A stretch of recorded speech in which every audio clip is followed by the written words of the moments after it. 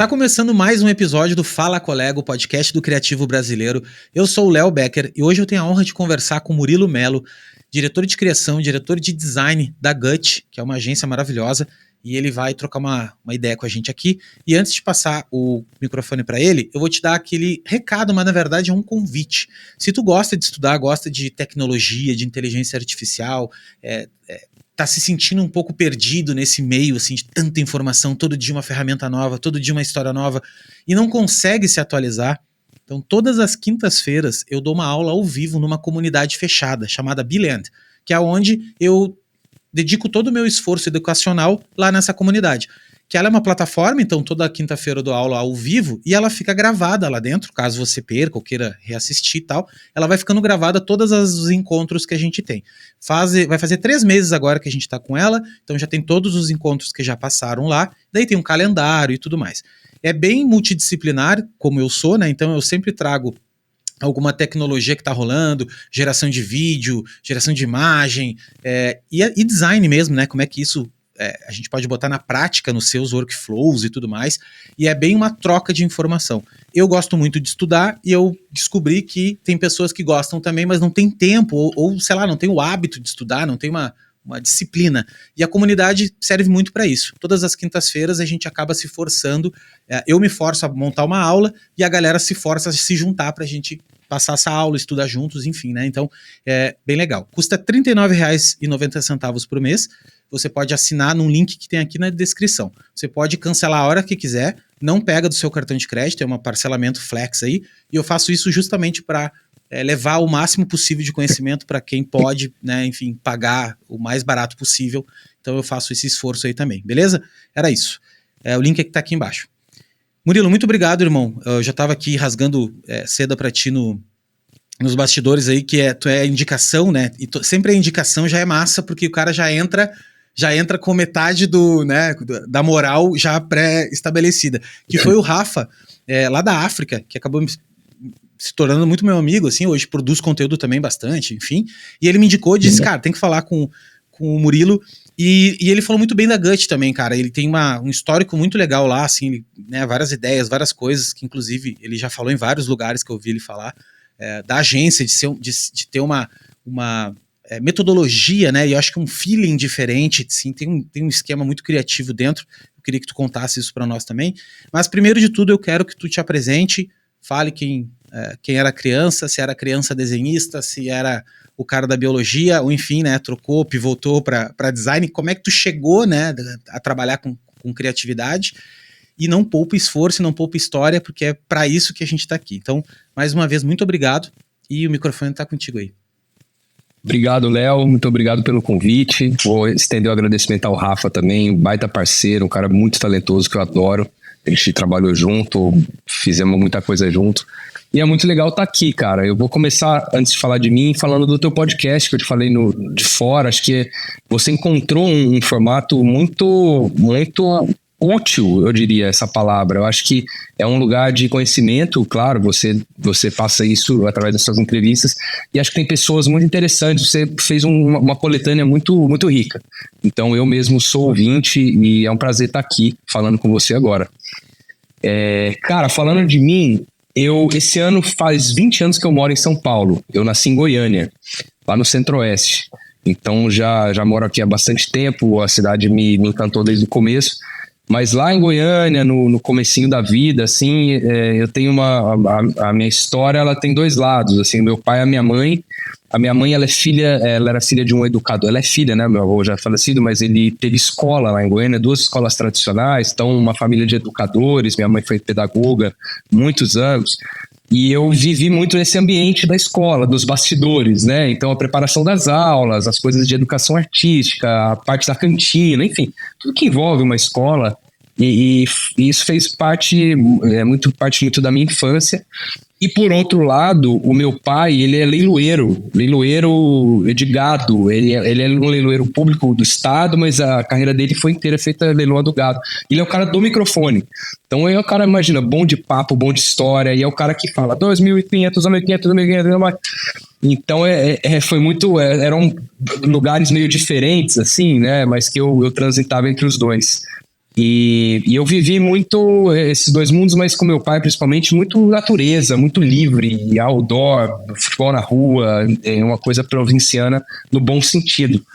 E eu me lembro, assim, né, nos leilões, eu trabalhava com eles no começo de carreira, aquela coisa, vamos botar o filho para trabalhar logo e tal. Eu trabalhava na escola, na cantina, algumas coisas, e ia com ele nos leilões. E aí, fazer uma relação aí com a profissão e o que a gente vai falar para frente, eu lembro que eu fiz parte de vários lugares do leilão. Assim, o leilão tem uma série de setores, e cadastro, e pisteiros, e lá atrás, onde fica o gado. Mas em algum momento eu fui parar no painel eletrônico, que era um computadorzinho que eu programava, e o que eu apertava Enter, saía no painel gigante para todo mundo do Tatersal ver. E ali eu conseguia pôr uns efeitos. Imagina, sei lá que ano era isso. 30 anos atrás, eu tenho 42 anos. Mas além de ser muito rústico, era uma coisa assim, eu tava veiculando o tempo todo, aquela coisa. Então ali me deu pra você ver, né? De tudo que eu vivi, eu me lembro disso com muita clareza.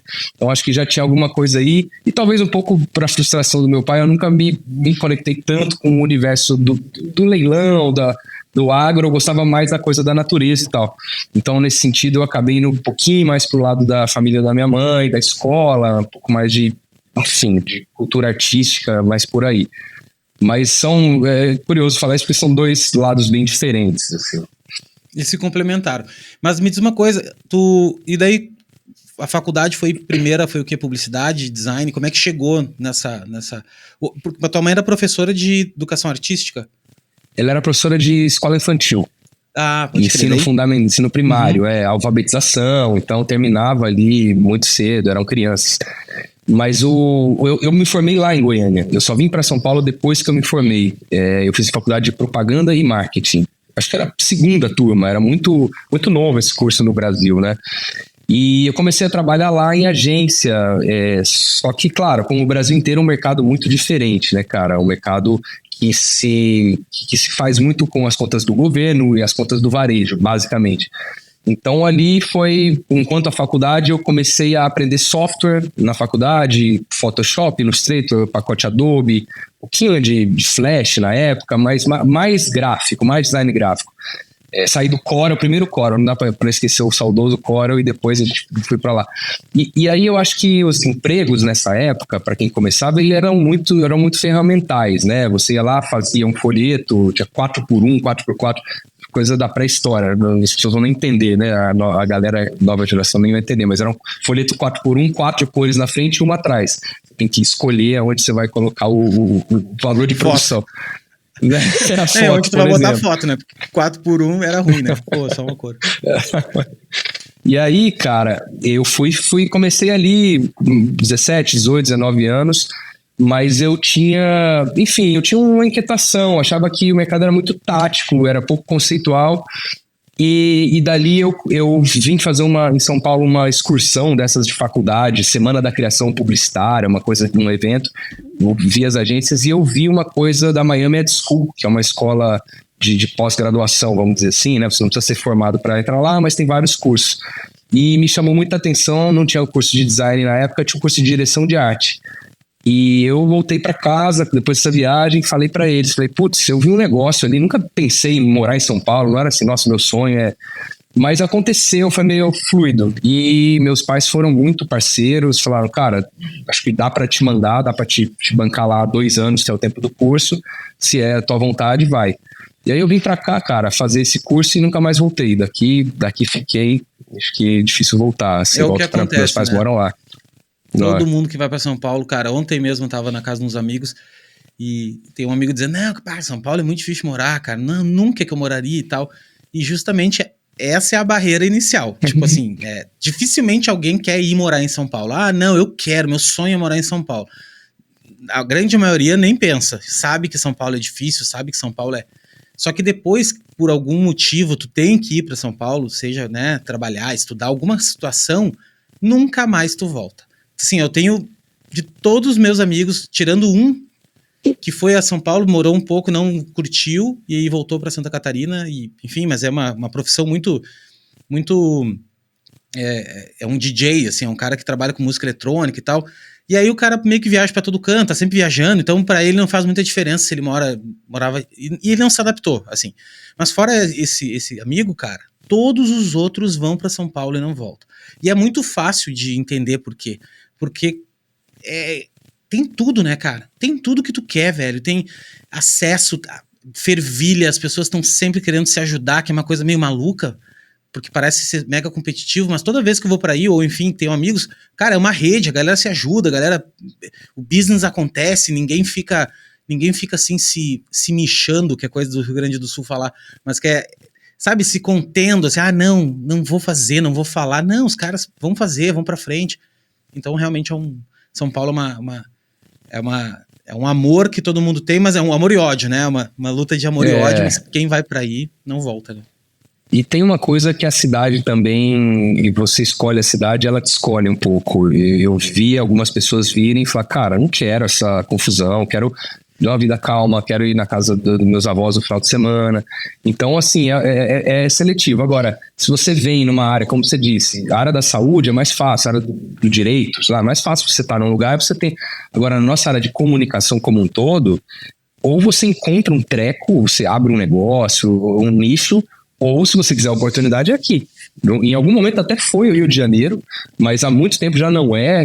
Também volto a dizer, acho que nichos incríveis. Rio de Janeiro tem design pra caramba, produção audiovisual, mas o grosso dos clientes, das marcas, de quem onde gira a grana, inclusive, tá aqui, né, cara? Então as oportunidades naturalmente aparecem mais num centro como esse.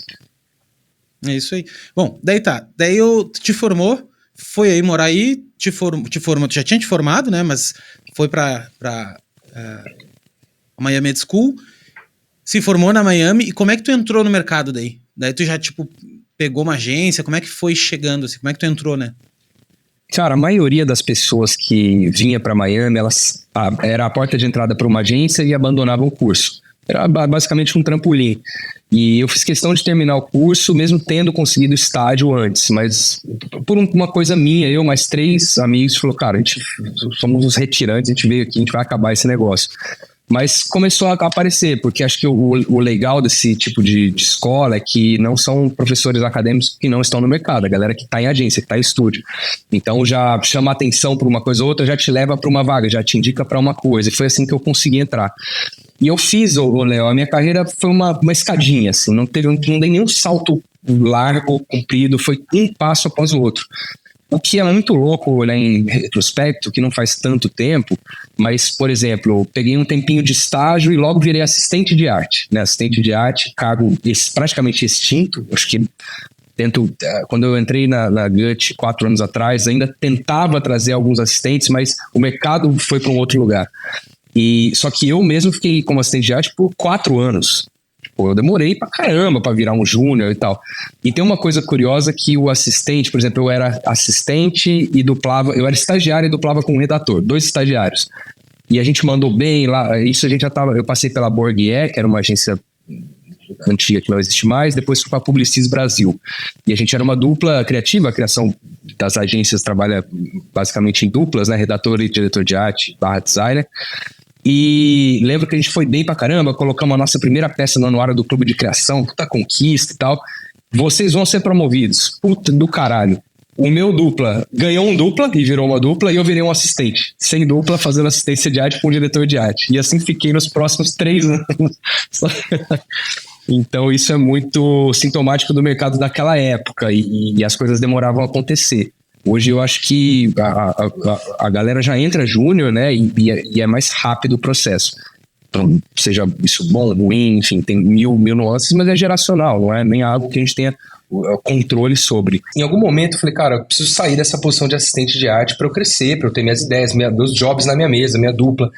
E eu percebi que quanto melhor eu entregasse o trabalho de assistência, mais difícil ia ser sair. E quanto mais eu tivesse trabalhos meus, mais eu poderia recusar trabalhos de assistência. Então foi na proatividade que eu encontrei a luz. Falei, cara, eu vou ficar propondo, porque eu vou propor, de 10 vou provar 1. E aí começou a acontecer. Aí o diretor de arte falou, precisa fazer essas imagens aqui. Falei, putz, cara, mas eu tenho amanhã essa ideia aqui, que aprovei lá com o cliente, com o Itaú e tal. E aí quando eu vi isso, eu falei, cara, vou encher o saco do diretor de criação, vou levar a ideia o tempo inteiro. Levei. Em algum momento a minha pauta estava transbordando e eu não cabia mais ser assistente. Então foi uma coisa meio... Tive que correr atrás disso. E foi legal, foi um bom também, inclusive presta atenção assim, para o mercado, que é um mercado muito competitivo, naquela época muito duro. Eu estava na DM9 nessa época que eu virei diretor de arte, né, que eu consegui fazer isso. Eu era assistente, eu fui Young Lion numa competição que tem para Cannes, que antigamente o processo era uma avaliação de portfólio. Cada criativo, designer, redator, diretor de arte colocavam 10 peças na sua pasta, imprimiam o bookzinho, colocavam lá na SPM, sei lá. Os ex-Youngs iam lá, olhavam e davam uma nota. Então, os 6, 7 selecionados iam para Cannes e ganhavam um reconhecimento e tal. E nessa hora eu consegui, e eu virei diretor de arte de fato, mas muito menos pelo Young, acho que foi só coroa, mais por essa atitude de buscar o trabalho e tentar ser dono dos projetos. E aí acho que começou o game, assim, de ter mais autonomia, de entender que tipo de trabalho eu era bom para fazer, que tipo de trabalho eu gostava de fazer.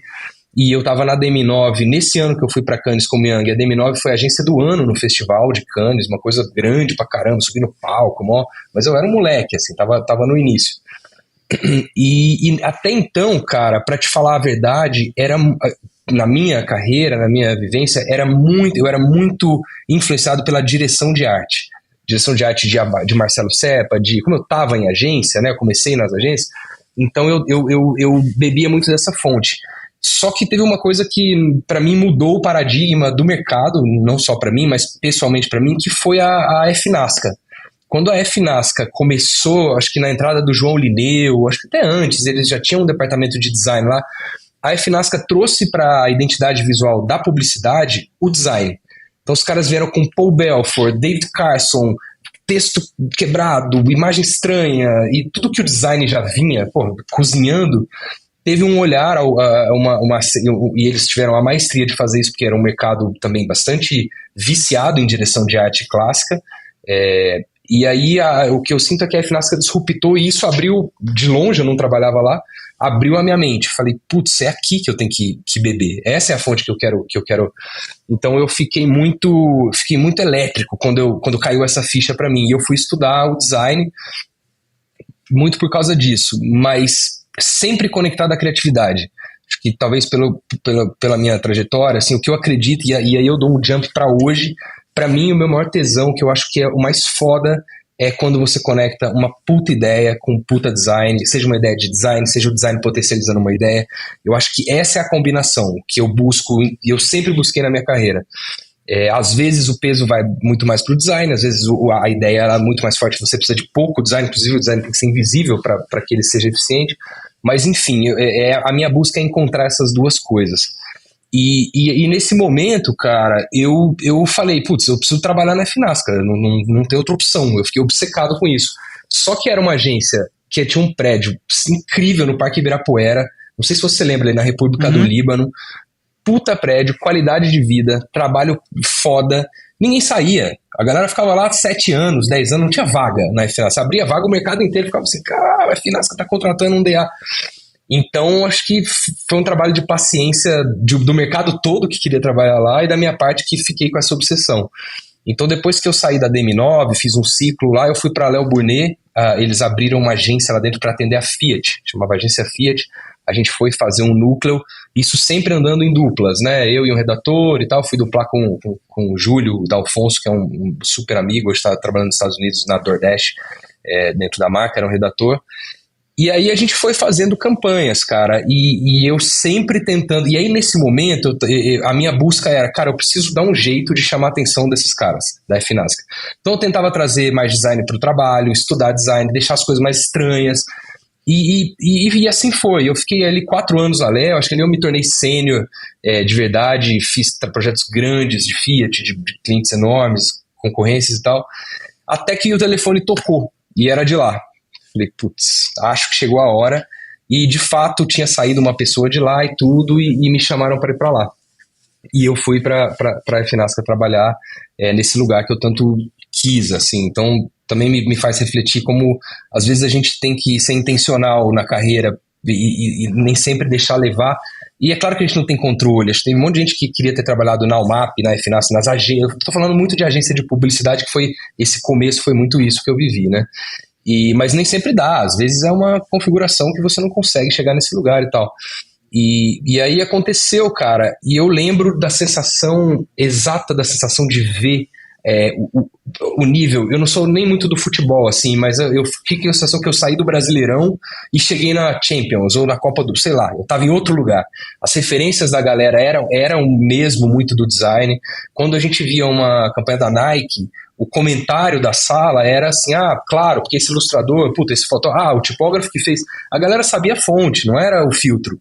E aí isso foi muito incrível e correspondeu à minha expectativa de, cara, eu preciso de um banho de design, de craft, esse lugar vai me dar, conectado a um universo das marcas, de projetos grandes e tudo.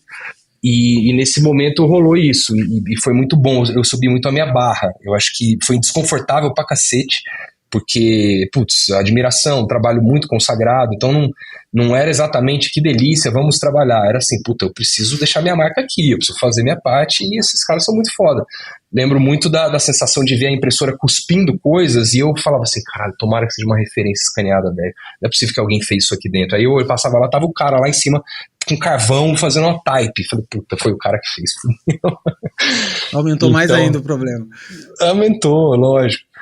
Então foi isso, cara, e foi muito, muito bom. Eu passei quase 5 anos lá, eu consegui fazer o download de tudo que eu queria, e acho que acho que eu bati num teto técnico, vamos dizer assim, comecei a olhar para a profissão como um todo. Então até então eu tive uma base muito forte conceitual, de estratégia, de ideia, de criatividade, fazendo campanha, sentava para criar filme, mas também abri um espaço enorme para o design, fui colocando para dentro esse outro bucket, vamos dizer assim, de conhecimento, e aí eu senti que estava na hora de ir para a parte de liderança, de como que eu vou passar isso para frente, como que eu me multiplico, não para as pessoas serem como eu, mas o potencial criativo seja multiplicado.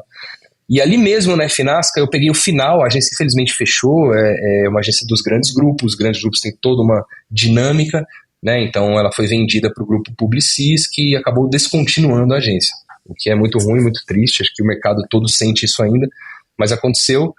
E ali mesmo no final eu sentia que a galera do design já colava em mim para ver uns trabalhos, eu já comecei a orientar e falei, legal, cara, acho que tem coisa aqui, eu quero viver isso. E eu saí de lá e fui para a BTC, que era uma agência francesa que abriu no Brasil, e aí eu fui como diretor de criação, tinha um time de 20 pessoas, uma galera, assim, contas e reuniões e cliente, e é uma profissão que não te prepara para isso em momento algum, né? Você chega no ápice do técnico ali na FNASCA ganhando os prêmios, fazendo as coisas de coisa, e de repente você é alçado a uma outra coisa e que nunca foi preparado. Ainda é um problema do mercado, acho que a gente vive esse problema ainda, embora acho que a nossa geração tem a obrigação de olhar para isso. Eu tento olhar para isso, aqui na GUT a gente faz muito isso desde sempre, assim, a gente fala que a gente promove antes da hora, mas é um pouco mais do que isso, assim, a gente tenta preparar as pessoas dentro do dia a dia atribulado delas para ter um olhar de autonomia, de liderança, de tocar um projeto, e é difícil fazer isso quando você é um líder, porque é muito mais rápido. Cara, vou abrir aqui, vou pegar, seja uma coisa técnica, vou abrir meu Photoshop, fazer e vou mandar. Ou um e-mail que eu vou digitar, porque eu sei a linguagem que o atendimento vai passar para o cliente. Então a gente tenta ir nutrindo as pessoas e criando espaço para erro, para poder, daqui a pouco, a hora que for uma promoção, existe uma coerência. É muito injusto você chegar e promover uma pessoa a cargo de liderança sem ter nunca dado um insumo para ela. Mas é uma dor que o mercado inteiro sente enfim, esse assunto é complexo. Mas ali na BTC, cara, depois de ter feito um monte de trabalho, eu fiz uma campanha com um time super talentoso, que foi o sweet spot do que eu te falei agora há pouco, de design com criatividade. A gente fez o Dia da Mulher e tinha um briefing de Hershey's, que é aquele chocolate. E aí a gente achou um negócio que tinha Her e She no nome. Então, enfim, a gente pensou e tal, e a gente transformou as embalagens em vitrine para mulheres artistas, escritoras, Her Drawings, She Writes. E conseguimos fazer um canvas nas embalagens. A gente apresentou isso. O cliente comprou na hora no Brasil. alavancou para o mundo, virou uma plataforma global e durou, sei lá, 5 anos, 4 anos. Depois eu saí de lá e essa coisa continuou. E aí eu falei, putz, cara, o que eu gosto e o que eu tinha imaginado é possível. Porque é um trabalho de packaging, vamos dizer assim, não é um trabalho de advertising, mas que se transformou numa plataforma de comunicação. E, cara, do caralho. Pra mim ali eu falei assim, cara, dá pra fazer. Não era só uma pira, dá pra fazer. E foi legal pra caramba e fiz isso. E claro, e aí nesse momento também muito com a liderança, eu saí da BTC. Fui pra Wunderman Thompson quando teve uma fusão entre a Wunderman e a Thompson, o grupo WPP fundiu as duas agências. Ali trabalhei com Coca-Cola, Netflix, clientes grandes, agência muito parruda. Fizemos a campanha do alfabeto das latas de Coca, que eram as letras na latinha, as pessoas formavam, e veio a pandemia e tal. E aí, depois de quase 2 anos ali, eu fui para a Gut. Com tudo isso para chegar aqui no momento atual, long story short, essa foi um pouco da minha jornada aí. Cara, é muito legal ver gente, principalmente publicitário, falando sobre como o design é a solução para te destacar. Porque quando tu tá no mercado de advertising, por exemplo, obviamente que a gente sabe que o poder da mídia e o poder da repetição e o poder é muito grande, né? Mesmo com uma ideia, vamos dizer assim, uma ideia que não é tão boa ou uma peça que não tem tanto craft, mas se tu tem um investimento grande em mídia, por exemplo, ele acaba cumprindo o papel de certo ponto, né? Assim. E isso, por muitos anos, foi a regra básica do mercado. Porque, cara, quem tinha dinheiro metia anúncio a 3x4 e, cara, então era muito difícil medir, né, assim, se realmente tu tinha um craft muito grande nas campanhas, ou sei lá, se existia um sistema de branding por trás mais avançado e tal. Só que daí o que eu acho? Eu acho que nos últimos, sei lá, 5 anos, cara, de repente até mais, ficou tudo muito igual, né? Todo mundo começou a ter o poder, principalmente depois de mídia digital, quando começou a se migrar grande o mercado mesmo para mídia digital, que é compra de mídia em Meta, em Google, enfim, e saiu um pouco da TV, saiu, né, essa centralização da mídia. A galera viu que o buraco era muito mais embaixo, que não era só simplesmente jogar na rua dinheiro, e daí marcas pequenas, menores, que tinham ali pessoas que tinham um senso estético melhor, ou que tinha uma ideia melhor, começou a disparar, né? Começou a criar muito mais reconhecimento e muito mais retorno mesmo sobre o investimento. Até o ponto que hoje é esse nível, né? Que chegamos agora, que é um nível...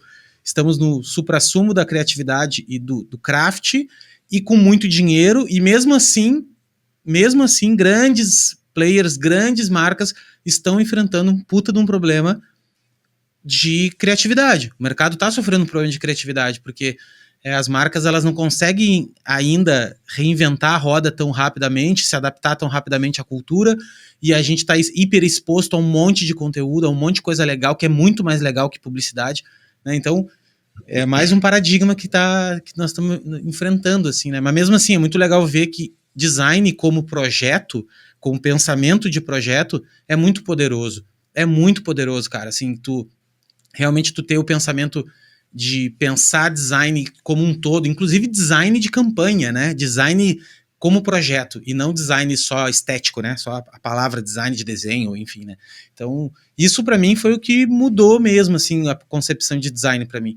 Foi quando eu comecei a perceber que eu também sou super do visual, sempre da direção de arte. Tem toda essa escola que tu teve, também eu tive. Inclusive, eu vou atrás do Marcelo Serpa a gravar um podcast aqui, porque eu acho que ele é ídolo, assim, né? De muita gente, cara, da galera do design mesmo, assim, que via uns trampos dele, assim, antigão, e, nossa, caralho, o cara fazia esse troço aqui em 2000, sabe? Já fazia umas coisas muito legal. E ele sempre teve essa escola do design muito forte, né? E, inclusive, se eu não me engano, depois montou um estúdio de design, depois meio que se aposentou e foi fazer, né, um trampo bem do que ele gosta de fazer e tal. Então é muito legal ver tu falar, velho, dessa forma, né? Ainda mais agora que a gente tá vivendo outro boom. Eu acho que é isso que eu queria trazer agora, assim. Chegamos na Gut, né? Hoje, dentro da Gut, como é que é teu papel lá? Porque eu dei uma pesquisada ali e vi que vocês hoje têm um vertical grande de design, assim, e eu acho que esse é um movimento também meio global, porque todo mundo começou a perceber que design é o que é o tijolinho a mais que a gente pode colocar para que a marca se distancie, né? É que ficou muito sofisticado o mercado, né? Tá muito sofisticado, a barra tá muito alta.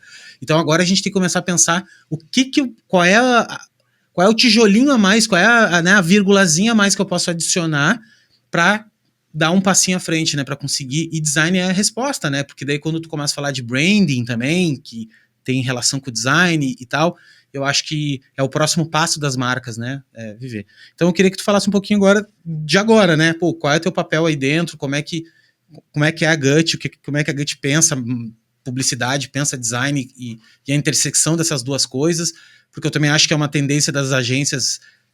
Tu vê grandes estúdios de branding, por exemplo, a Ana Couto, tu vê outros players grandes fazendo publicidade, né, hoje. Então, hoje eles fazem comunicação também, e é uma evolução natural do mercado, porque quem é cliente de um estúdio grande de branding, de design, que projeta, que faz o DNA da coisa, e quando tu faz isso bem, é natural que o cliente queira que tu esteja junto na hora da comunicação, né, tipo, pô, levei meu filho até a 8ª série. Vocês também não fazem o 2º grau, vocês também não fazem a faculdade, né?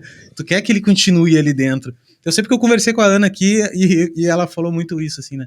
Então eu queria ouvir a tua visão também, né? E a tua visão que tu tem de design e publicidade e essa intersecção aí. E falei pra Legal, caralho, cara. Mas eu queria... São várias perguntas e Não, mas é também. bom, esse assunto é infinito. Eu tô pensando a caixinha que eu vou usar para responder, porque a gente tem várias coisas dentro de uma, né? Falando da Gut, a Gut é uma agência, cara, dos dias de hoje, assim, pra caramba, é uma agência que no mundo tem 7 anos, no Brasil tem 5 anos, abriu em Miami, Buenos Aires, já tem 10 escritórios pelo mundo, e é uma agência que começou independente, o Anselmo e o Gaston são os founders, eles trabalharam no grupo WPP, na OGV, muito tempo, enfim, uma carreira longa, fizeram a David, que é uma agência do grupo, e de repente saíram do grupo e abriram a deles, que é a Gut. Então ela é uma agência que começou com 2 pessoas, que são os dois, e foi se expandindo e tal. E, cara, é uma agência que vem muito com o dedo no pulso da cultura pop. Eu acho que ela acelerou um processo de criatividade, olhando para o que está acontecendo no mundo, sendo react, né? React advertising, reagindo à cultura pop com relevância de marca, trazendo as marcas para a conversa, e também fazendo construção de marca como um todo. Então foi uma agência muito... Eu falo dos dias de hoje porque eu acho que ela combina alguns ingredientes que, em alguns momentos, algumas agências não trouxeram o ingrediente novo, algumas outras trouxeram novo demais e não conseguiram construir marca, e a Gut tenta estar nesse lugar e tudo. Eu estou aqui há 4 anos, e por 3 anos eu fui diretor de criação executivo, ao lado do Brooks, que fundou a agência com os founders, né? O Brooks hoje é o CCO da agência, e a gente era uma dupla, ele redator e o diretor de arte, ainda assim na liderança, mas é curioso, sim, a Gut ela é uma rede de muitas pessoas que vieram da redação. A grande maioria da liderança veio da redação. Então existe um conhecimento relativamente limitado com relação a design, direção de arte, porque a galera manja muito de outras coisas. E design e direção de arte é técnico pra caramba, todo um universo. E eu vim com esse background, então eu vim trazendo para dentro da agência pessoas e pensamento, direção de arte e design, incorporando com toda essa criatividade potente e brutal que vinha com o time. E isso foi crescendo muito rápido. Então, em algum momento, eu me vi fazendo a dupla jornada. Então, eu era diretor de criação executivo durante o dia, cuidando da pauta, reunião com o cliente, plano de mídia, comunicação, posicionamento de marca, time, e à noite sobrava o tempo pro craft, pro design, que é o que eu amo fazer também, mas estava inviável fazer tudo. Então, em algum momento, eu propus pros founders, falei, cara, acho que chegou a hora, a demanda aumentou, o mercado tá crescendo para esse lugar, vamos abrir uma vertical de design global, que seja para a rede toda e tal. E assim começou a Gut Design, que é essa operação que eu lidero há 1 ano e pouco já aqui dentro. Então, e aí eu vou falar um pouquinho da sua pergunta agora especificamente. Design Studio dentro de agência de propaganda, que é o contexto que eu estou atualmente, ele já teve um fluxo no passado. Acho que grandes agências, a Almap tem até hoje, a DM9 teve, a Loduca teve, a Suno teve. Mas o que aconteceu nesse período? trouxeram pessoas muito foda, designers puros, pessoas inteligentes pra caramba, conectaram com a agência, elevaram a entrega de craft do trabalho criativo, porém viraram centros de custo. Então, assim, o design ele não dava dinheiro, ele fazia um papel importante para o negócio, porém não era o negócio. E aí, com o tempo, acho que com as crises eventuais que o mercado passa, fica um alvo fácil. Tanto é que vários desses design studios de agência foram diluídos, porque a galera é cara, a galera é boa pra caramba, e de repente você perde uma conta, fala, cara, o design eu não posso tirar a mídia, porque a mídia é quem compra a mídia e eu não posso tirar o atendimento que atende o cliente, a criação entrega o produto, o core de uma agência. Então o design ficou fragilizado. E o mercado perdeu esses estúdios e isso dissipou. Agora, a gente vive uma fase nova, que os clientes, as grandes marcas globais que a gente trabalha e locais, todo mundo, eles viram um valor no design extremamente estratégico. Um valor a ser pago, não é um valor a ser... Porque o design era dado meio de graça, vamos falar bem a verdade. Assim, não, a gente faz assim, mas, pô, imagina, sua marca a gente faz um rebranding, tranquilo, dá a campanha para... Agora não, acho que, né, que isso foi um problema para o mercado, acho que isso foi um problema para o mercado. E agora eu vejo um movimento das agências não dando isso de graça, e mais do que isso, os clientes entendendo e já chegando para a gente, assim, a gente sabe que design, branding, pensamento é estrutural, tem que estar no começo do processo, não é no final, então vamos chamar um designer para dar um tapa? Eu não acredito nisso, nunca acreditei, e acho que, pelo que eu vejo hoje das grandes marcas globais, não só do Brasil e também do Brasil, é o reconhecimento verdadeiro de que o design tem um papel fundamental de agregar valor, de estratégico para o business. Então isso me faz crer que a gente está num momento muito foda do mercado para se estar ou dentro de uma agência ou não. Eu acho que o design está sendo valorizado como um todo e eu acho que a nossa comunidade, o design, ele precisa também se posicionar e aproveitar e alavancar isso, para a gente não voltar e retroceder para virar a galera que faz as bonitezas. Por exemplo, é uma autocrítica. Eu acho que nós, de design e tudo, às vezes a gente tem problema de se comunicar. A gente vai a fundo pra caramba, a gente é muito conceitual para chegar num traço de uma curva. Você passou, deu a volta ao mundo. Você quer explicar essa volta ao mundo pro cliente com textos e laudas, cara, os caras não querem ouvir, cara. Não querem, não é que não tem que ter conceito, mas eu acho que o designer às vezes se pede para vender suas próprias ideias. Então eu falo isso muito pro time, falo, galera, vamos ser mais sucinto, a gente tem que contar, óbvio, design é conceito, não estamos inventando coisa aqui, mas vamos trazer o cliente pro nosso lado, vamos mostrar como a gente chegou e por que isso é importante para ele. E eu acho que é um processo que o mercado está passando, a gente não chegou lá ainda, mas eu sinto que eu vejo, falando de design studio de agência, a Mullen Lowe, que é um grupo internacional, abriu um design studio, a TBWA com Regalo, lá, Design by Disruption, do caralho, Regalo é um puta cara. Tava lembrando dele agora, o Bruno, maravilhoso. E é um cara que é meu parceirão, assim, de trocar ideia, volta e meia eu pergunto umas coisas pra ele, porque ele é um cara do mercado internacional, né, velho? E o cara é pica da galáxia no craft. E eu acho que ele tá, assim como tu tá na Gut fazendo isso, ele tá fazendo isso na Chat Day lá, lá. Tem gente aqui, agora, por exemplo, tava conversando com os guris, né?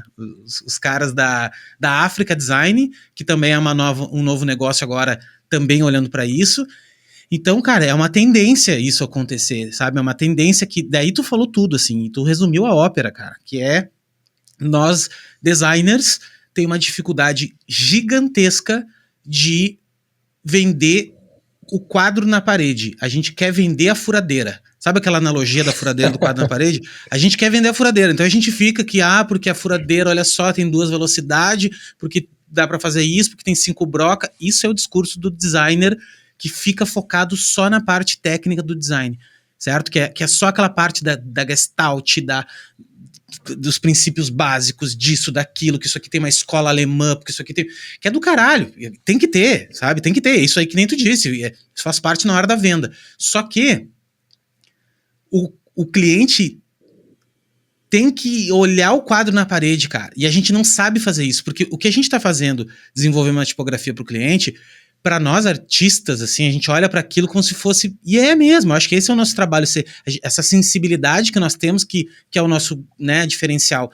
Só que quando tu tá falando com o cliente, cara, na cabeça dele lá, os valores é outro, ele tem outro valor sobre aquilo, ele tem outra visão sobre aquilo, e tu é uma linha na tabela do Excel dele, ele tem uma tabela gigante no Excel lá, que fala de outras coisas também, de centro de custo do produto, do fornecedor, de não sei o quê, e se tu não falar essa língua dele também, eu acho que existe um meio do caminho, tu não falar um pouco essa língua do cliente, que é a língua do lucro, que é a língua do mercado, que é a língua né, de falar de dinheiro, de falar de valor, de equity, seja o que for, tu não vai conseguir vender, velho. Tu não vai conseguir vender, porque ele não vai comprar o design do jeito que é. E ninguém comprava. Tanto é que tu acabou de dar o exemplo clássico, que era o seguinte, eu fiz, cara, ganhei dinheiro fazendo marca pra agência. As agências, sei lá, me contratavam como freelancer para desenvolver projeto de design de que eles venderam para o cliente. Então, sei lá, eu sou do Rio Grande do Sul, então eu trabalhei em agências muito legais assim, no Rio Grande do Sul, a Scala, a DCS, que eram grandes agências, a Competence, e lá acontecia exatamente isso, assim, o cara atendia a mídia de uma rede de varejo gigante, e aí, pô, os caras queriam melhorar a marca, queriam não sei o quê. Não, deixa que a gente faz, cara. Sabe, deixa que a gente faz porque, sei lá, já é relacionamento com o cliente, já tinha tudo aquilo. Eles davam pro cliente aquilo, eu acho, sabe? Eles de alguma forma, porque o cliente gastava milhões de reais em mídia, para eles, sei lá, 100 mil a mais ou 100 mil a menos, que seria um projeto, sei lá, 200 mil para fazer um projeto de marca, os caras, porque era encarado como qualquer coisa, faz aí o logotipo bonito, não tinha essa sofisticação, essa visão de sofisticação, entendeu? De repente até tinha de alguma forma, não estou dizendo que o dono da agência ou a galera de criação não tinha isso, só que na tabela de Excel do cliente, aquilo não tinha valor nenhum, entendeu? Não tinha um valor real. E aí não dava para cobrar. E se não dava para cobrar, quando apertava, o cara perdia uma conta, quem é que fica na história? O atendimento, o redator, o diretor de arte, e é isso, entendeu? Só que hoje, que nem a gente estava falando no início, da sofisticação do mercado, design agrega valor, entendeu? E a gente começou, graças a uma galera pica do caramba na rua, e também tempo de mercado, e também as consultorias grandes, a McKinsey, que começaram a fazer pesquisas de longo prazo, então tu começa a ter dados de longo prazo, de valor de design mesmo, então o quanto aquilo impactou, o quanto aquilo realmente muda, a cultura pela aceleração exponencial da informação, e todo mundo ganhou mais informação, todo mundo hoje interage com produtos de primeira linha, então tu tá lá no interior do Nordeste, numa casinha de pau a pique lá, e tu tá com teu celular na mão, conectado à internet, tu tá tendo relação de design com a Nike, com o melhor do mundo, certo? Então a competição é desleal, né? Então o cara, quando vai no supermercadinho da cidade dele lá, ele tá concorrendo com a Nike, velho. Ele tá concorrendo, querendo ou não, no imaginário coletivo com a Nike. Então isso é maluco, isso começou a pesar nos balanços do Excel do cara. E daí quando o cara começou a perceber que todos os clientes, os concorrentes dele, ele tava igual a todo mundo, porque hoje ele viaja pra China, ele traz a máquina da China foda, ou ele produz na China, e né, todo mundo já produz na China, todo mundo tem acesso às commodities produtivas, então ter um produto bom, de qualidade, barato, todo mundo tem isso já, velho. E o que poderia transformar essa história? Narrativa, poder de narrativa, poder que o design pode agregar. Não tô falando que a publicidade não agrega, e eu acho que é a união dessas coisas que é o maluco, que é a galera de publicidade sabe vender as ideias, conhece as pessoas, sabe? E a galera do design, conhece sobre forma, sabe? Sobre elementos que constroem as narrativas, isso que é maluco também. Então eu acho que é a união dessas duas coisas. Falei mais uma palestra aí, mas é só para trazer essa... Como é legal ouvir tu falar, e eu vejo vários diretores de criação hoje falando isso, que é tipo, porra, hoje o design aqui dentro da agência, e até a direção de arte mudou, né? Porque antigamente o diretor de arte era um cara que às vezes nem estudava design, era um cara muito mais do Photoshop, principalmente dessa escola antigona, né? Que a direção de arte era muito mais foto, né, era uma fotografia, e aí veio o Photoshop depois com manipulação, então era aquela ideia, que a ideia já era uma manipulação bem feita, então era uma brincadeira, eu adorava, achava lindo. Coisas que parecem coisas. Coisas que parecem coisas, então era uma fabriquinha dentro de um sapato, daí o cara fazia uma manipulação irada com umas portas, enfim, centenas, é só tu pegar archive aí que tu passa dias olhando, né, e eu acho que existe ainda, só que evoluiu, né? Evoluiu. E aí a gente tem várias escolas de design, a gente tem várias coisas que... Daí vem a tecnologia, o Canva, por exemplo, ou vem outras ferramentas que todo mundo tem acesso hoje. E aí, cara, tu começou a se descobrir estilos de design. Tu começou a... Isso é muito legal, cara. Assim, isso é incrível, porque, pô, design todo mundo deveria conhecer um pouco, estudar um pouco, o básico. Tua vida fica melhor, tu te torna uma pessoa mais crítica, uma pessoa que olha para uma coisa e tem o poder de discernimento não é usufruir, né, mas é entender a beleza naquilo, entender de onde veio aquilo. Isso é incrível, cara. É te tornar mais inteligente, assim, de alguma forma, né? Então, design é uma coisa meio que universal, assim. Então, eu nem sei onde é que nós estava, mas eu acho que... Não, é isso. A gente vive num mundo muito visual, né, cara? Mas eu acho que o design, para ele virar cultura, ele precisa de criatividade, ele precisa de ideia, ele precisa dizer alguma coisa. Porque, especialmente pelo momento que a gente vive, AI, Cosmos, Behance, Pinterest, cara, a gente tá um clique de coisas lindas que, beleza, assim, ficou, não é de hoje, já ficou, há um tempo ficou fácil fazer bonito, não fazer feio, vou entregar legal e tal.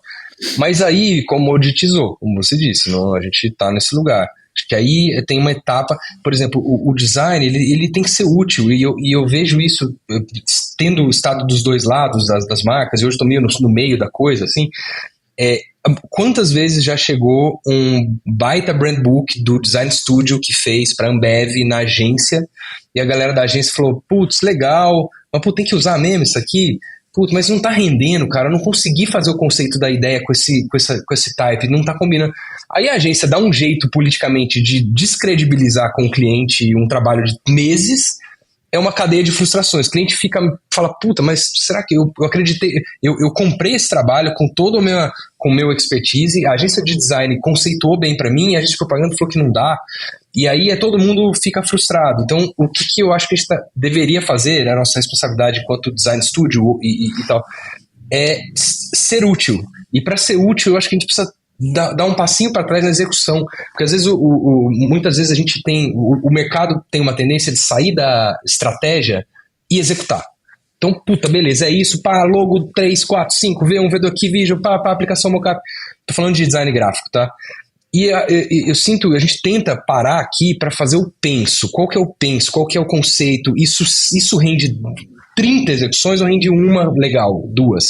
E aí é um exercício, é um aprendizado também, longe de mim, cagar a regra, a gente tá todo mundo tentando navegar nesse universo novo, mas eu sinto que isso é muito útil, a gente olhar pra frente e falar, cara, falando de utilidade, isso aqui pode virar uma campanha, isso aqui com mais um pedal eu consigo fazer um filme pra televisão, ou uma peça pro social? Puta, acho que sim, tá bem claro o caminho da marca, acho que é aí que mora o ouro desses novos tempos aí, eu tento perseguir. Perfeito, cara. E os novos tempos, eu vou dizer pra ti, tá? É o pensamento estratégico de programação. Eu vou contextualizar pra ti, que pra mim é uma teoria, e não é uma teoria, é uma prática que eu tô fazendo, esse é meu discurso agora, que é o seguinte. Eu comecei a aprender programação, não recentemente, eu sempre tentei aprender, mas nunca consegui. Só que agora, com esse boom dos LLMs e tudo mais, e o Python, que é uma linguagem de programação muito boa e muito versátil, que dá pra fazer tudo, eu comecei a estudar programação. E aí, cara, é muito louco, é que nem tu estudar uma língua nova, é que nem tu aprender uma profissão nova, que tem coisas nas profissões que são básicas. É que nem tu descobrir que existe, sei lá, Fibonacci. Quando tu descobre a escala de Fibonacci e alguém entende aquilo que não é da tua profissão, nossa, a pessoa fica incrível com aquilo. Então, lógica de programação é a mesma coisa. Então eu aprendi várias coisas dentro da lógica de programação, e uma delas, que é muito legal, chama-se variáveis, tá? Que são as variáveis, que são elementos, números, né, pesos, enfim, que tu pode adicionar lá no início do teu código, e aquela variável tu pode carregar ela durante todo o teu código. Daí toda vez que tu quiser falar sobre aquele negócio, em vez de dizer o que é, tu só diz a variável. Porque daí se tu quiser trocar em todos os lugares, tu troca só num lugar, tá? Meio básico isso assim, mas isso é ridiculamente básico de programação. Agora falando de design, de produção de conteúdo e de tudo, tá? Qual é a fronteira que nós estamos agora? Nós estamos na fronteira, principalmente da publicidade, na escalabilidade. Qual o poder que a inteligência artificial está nos dando nesse momento? O poder de escalar a criação das coisas. O que eu quero dizer com escalabilidade? Imagina que antes tu ia fazer uma peça, de uma campanha, e aí tu, cara, sei lá, tu tem que fazer a peça, ainda mais marca global, Coca-Cola, por exemplo, tu vai fazer uma peça que tem um personagem, tem um acting ali de alguém.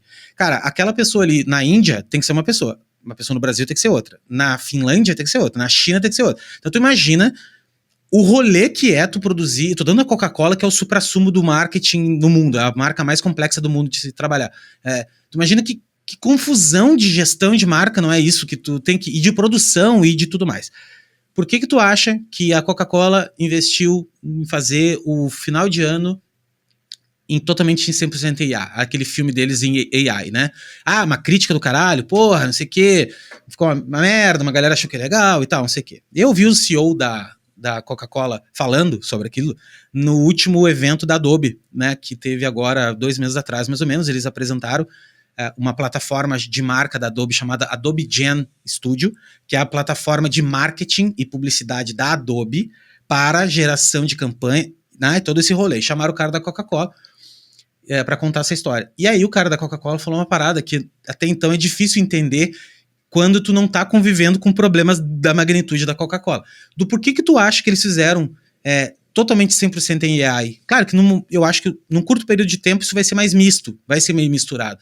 Mas qual é o poder daquela história? Dele contando, cara, olha só, a gente tem, quando a gente fala do urso polar da Coca-Cola, lá tem um país, lá não sei aonde, que é um puta comprador de Coca-Cola e tudo não sei o que deles, que urso, cara, é um bicho que é foda pra caramba, tipo assim, um deus deles, cara, na cultura deles. Então como é que eu vou... Sempre foi um problema pra veicular a mídia de Natal lá, entendeu? O que eles faziam? Eles podem, na versão daquela campanha, daquele dia lá, pra aquele país, trocar o urso por um leão, entendeu? Aí o áudio do carinha falando é outro. Aí todas as variáveis da ideia, são cambiáveis, entendeu? Então tu consegue construir uma campanha global sendo hiper personalizada, a hiperpersonalização de cada ponto, de cada... E aí tu vai desdobrando isso para campanha digital, tu imagina os caras enfiam milhões de reais em mídia, cada banner que aparece tem a foto de um chinês no mercado da China, aparece, e aí tu vai fazendo teste AB e vai trocando, enfim, então onde é que eu quero chegar nessa história?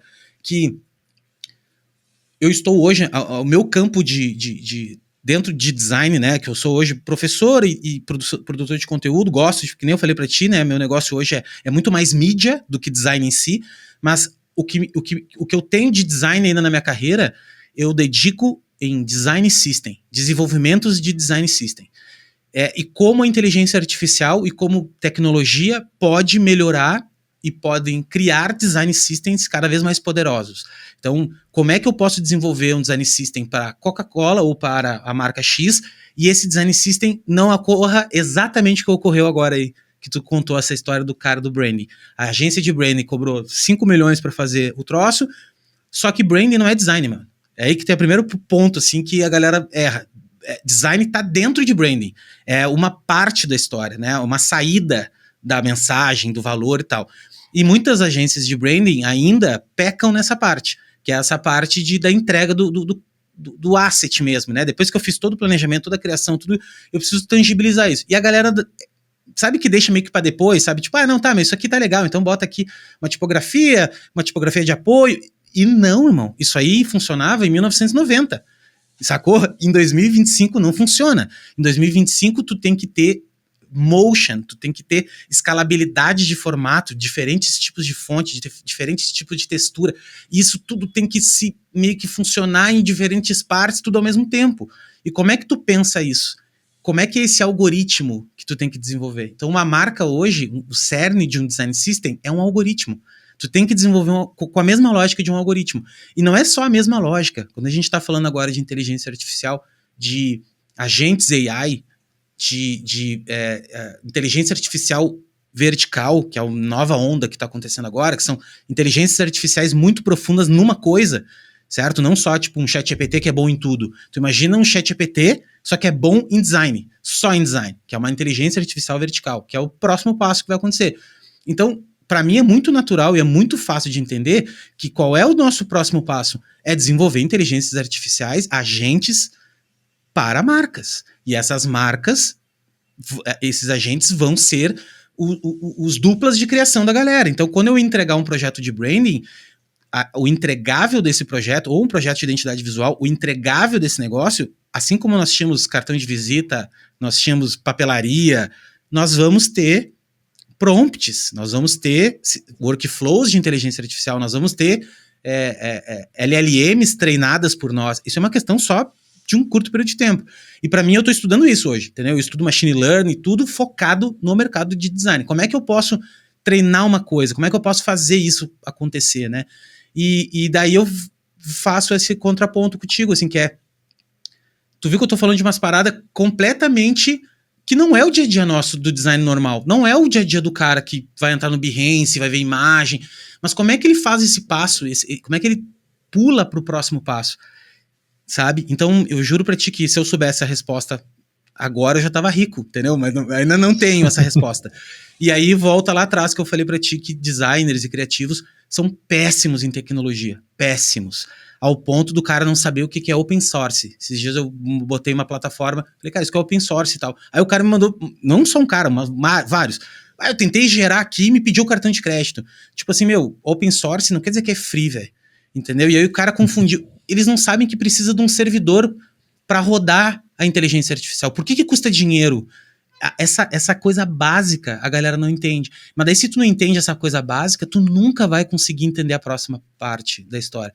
Então a minha missão um pouco é essa também, entendeu? É levar esse conteúdo, sabe? Forçar essa galera criativona, que são foda, mas agora a gente vai ter que aprender umas coisas diferentes agora. Agora a gente vai ter que aprender, não é aprender a programar, mas sabe que quando tu começa a aprender a programar e entender umas coisas diferentes, tu muda o teu jeito de escrever, cara.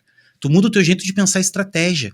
Sabe, quando eu vou desenvolver uma estratégia de marca hoje, alguma situação para mim, eu já penso exatamente o que tu disse antes, que é, essa ideia que eu vou ter aqui, ela me gera mais 30 peças ou ela me gera uma peça só?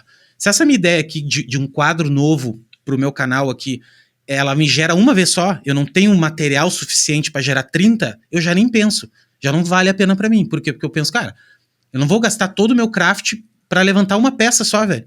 Não, eu vou levantar uma ideia que possa me dar 30, né? Tem material para fazer 30. E isso é o pensamento de escalabilidade, esse é o pensamento de programação mesmo, assim, de cara, vou ganhar escala, como é que eu escalo o meu negócio? E o nosso negócio é a ideia, é a criatividade, né? Enfim. Então, eu acho que o design isso, né? E comunicação, ele tá indo menos para um lugar de entregas finais e muito mais para um lugar de sistemas vivos. É isso que você está falando. Então a entrega é viva e idealmente o cliente, vamos dizer, lá na frente vai ser tão intuitivo que ele mesmo pode fazer o braçal, adaptar uma peça, um formato, testar. A gente vê as ferramentas de processing e tal, começam a tentar fazer isso.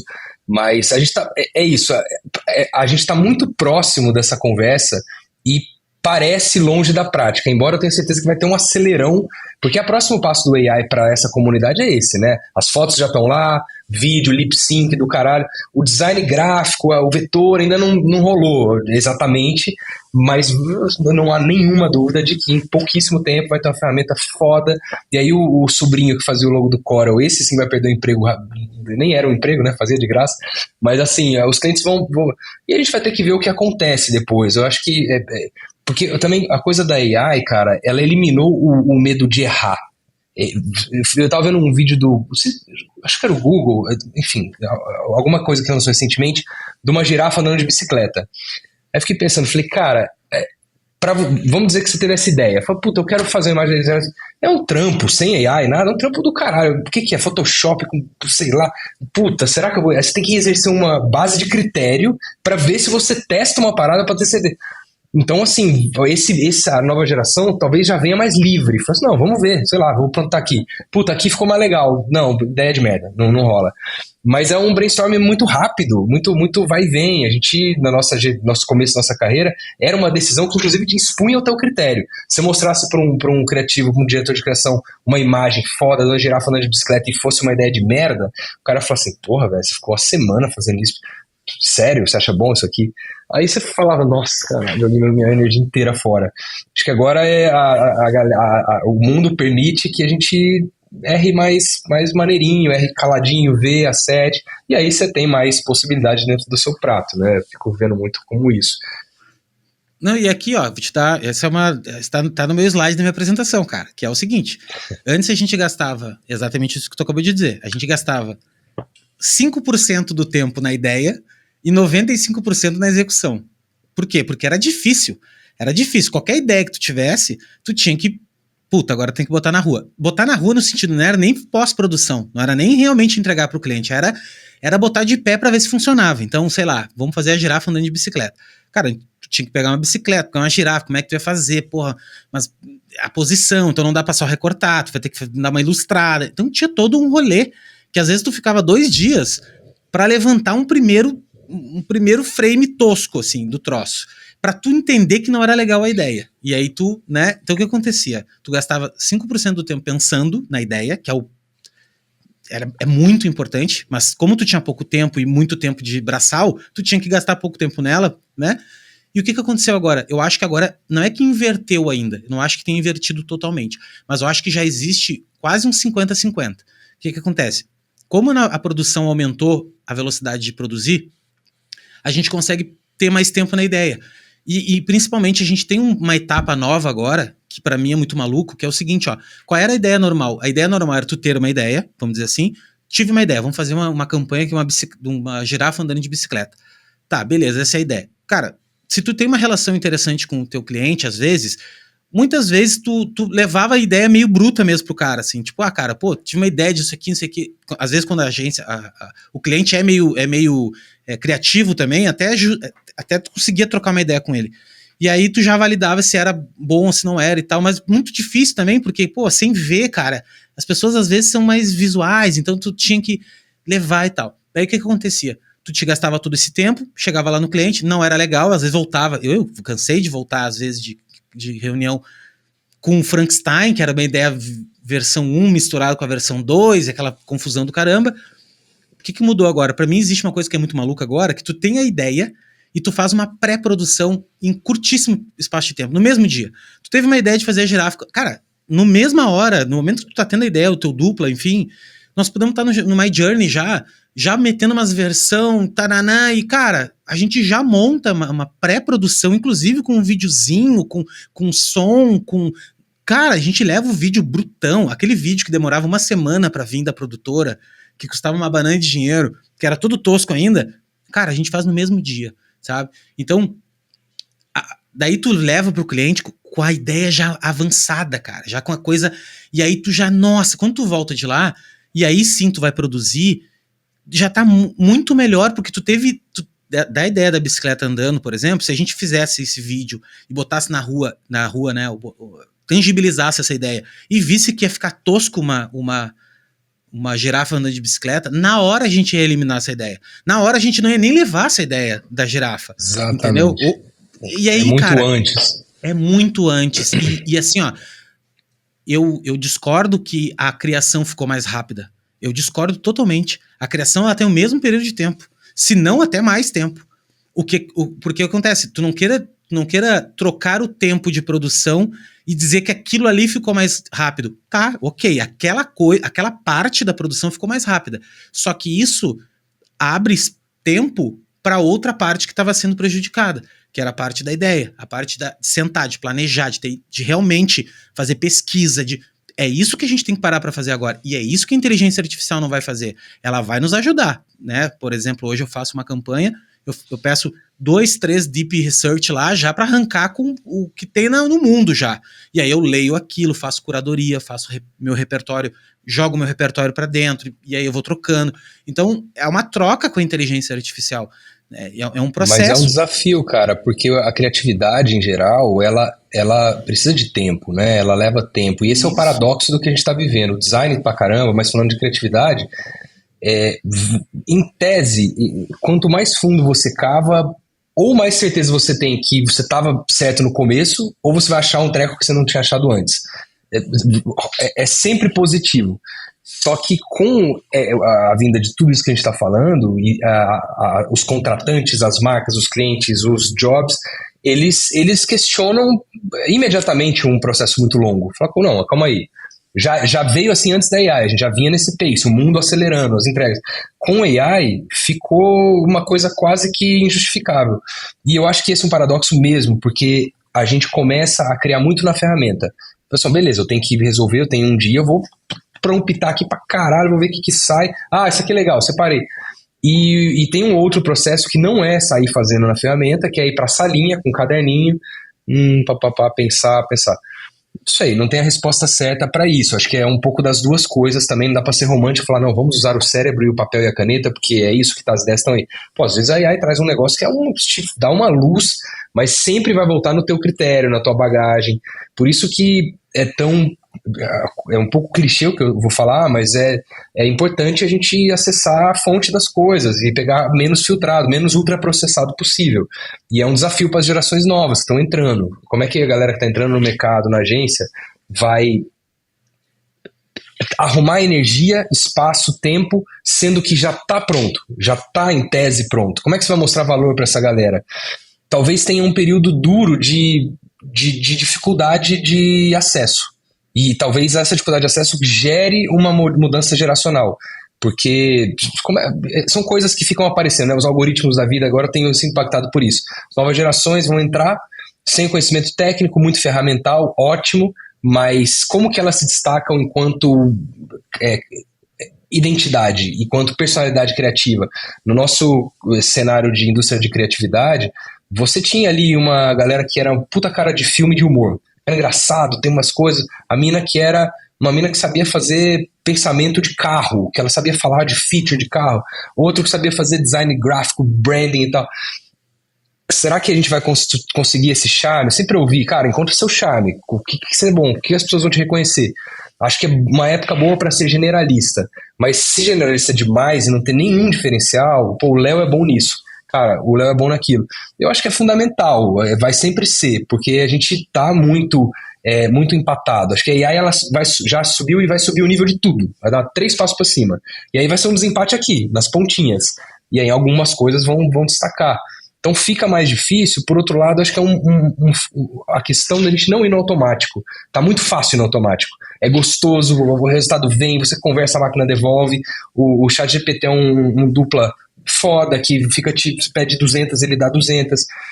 Mas eu não sei se isso acontece com você, deve acontecer em algum momento, tem um esgotamento da relação, assim, ele vai para um lugar, ele começa a voltar e trazer, aí você fala, cara, eu acho que eu passei tempo demais aqui, eu devia estar fazendo uma pergunta melhor. Meu, mas é isso aí que tu arrasou, mas é a expectativa, cara. Então assim, ó, é a expectativa, tá? O que eu acho? Eu acho que a galera, primeiro, que se todo mundo tem acesso à ferramenta, vai rolar pasteurização. Já tá rolando, né? O bonito por bonito, que nem tu disse. Cara, criar imagens esteticamente bem acabadas e lindas, todo mundo já cria. Todo mundo ainda não, mas assim, cada vez mais pessoas têm acesso a fazer isso.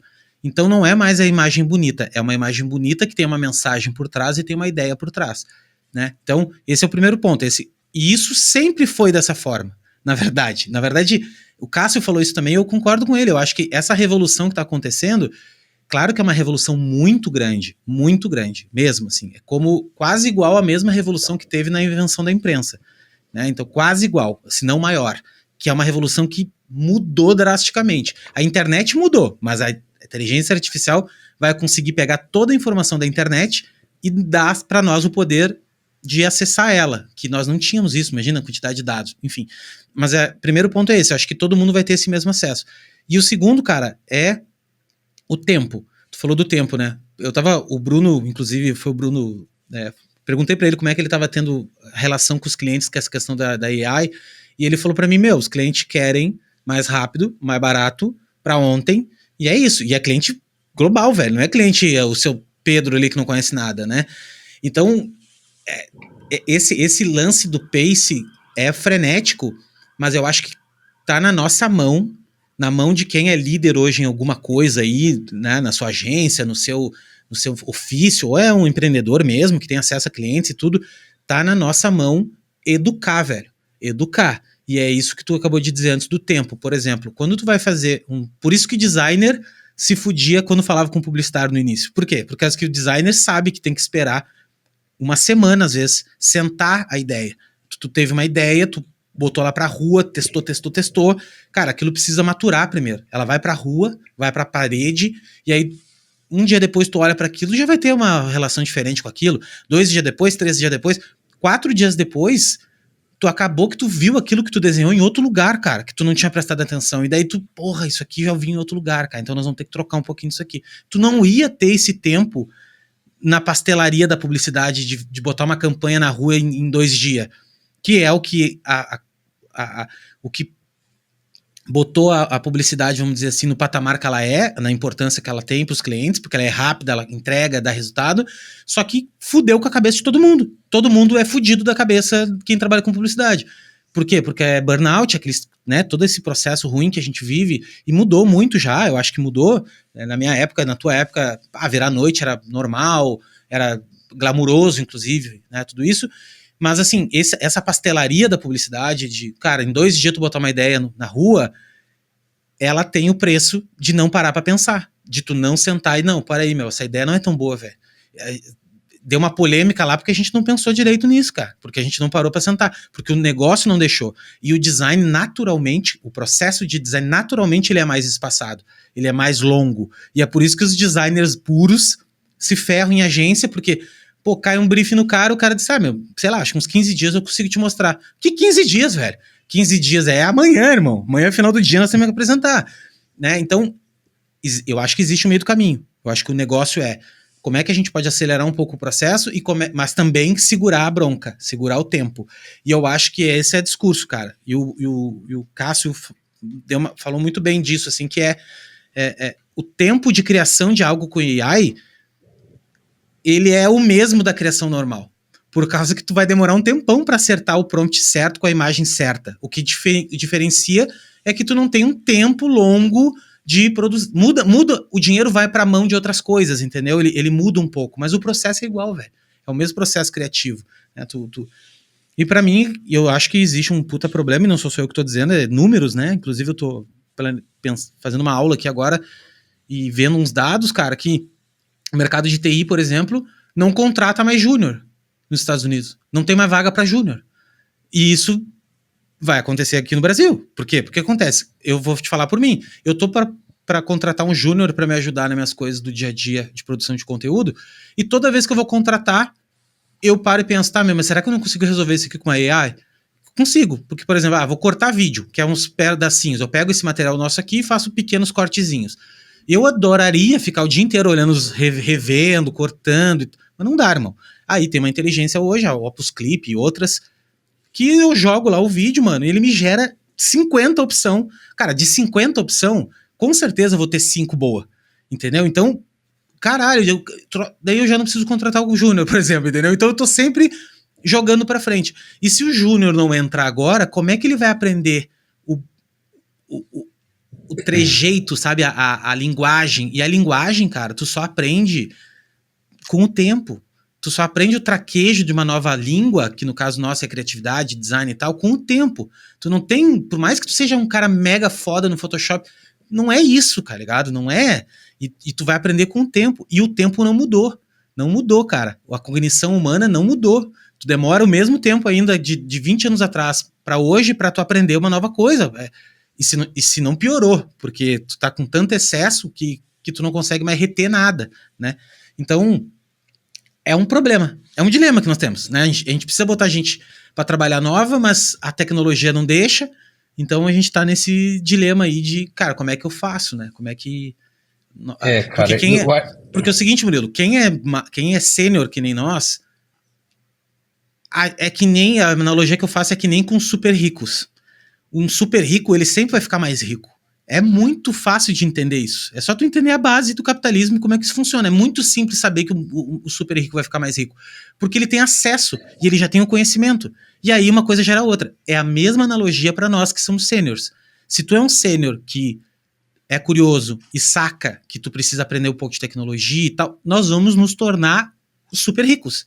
Super ricos de conhecimento, de técnica e de tudo, tá? A analogia é essa.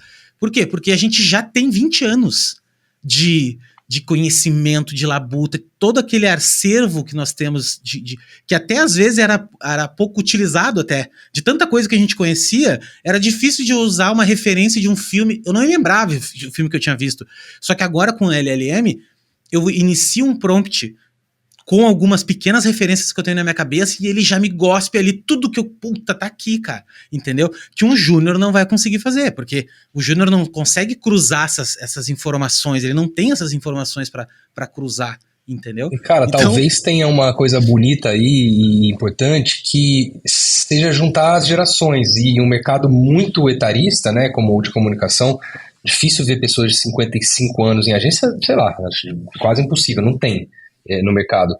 Imagina uma dupla de uma menina de 52 anos e um moleque de 22. Nossa. Parece um formato, né? Parece um formato possível. Acho que também a gente vai ter que abrir, se tirar as armaduras e os preconceitos. O cara tá mais velho, não tá manjando muito do que tá acontecendo, tá caro. A molecada também não entrega, precisa do sênior. Não sei, a gente vai ter que reformular o formato.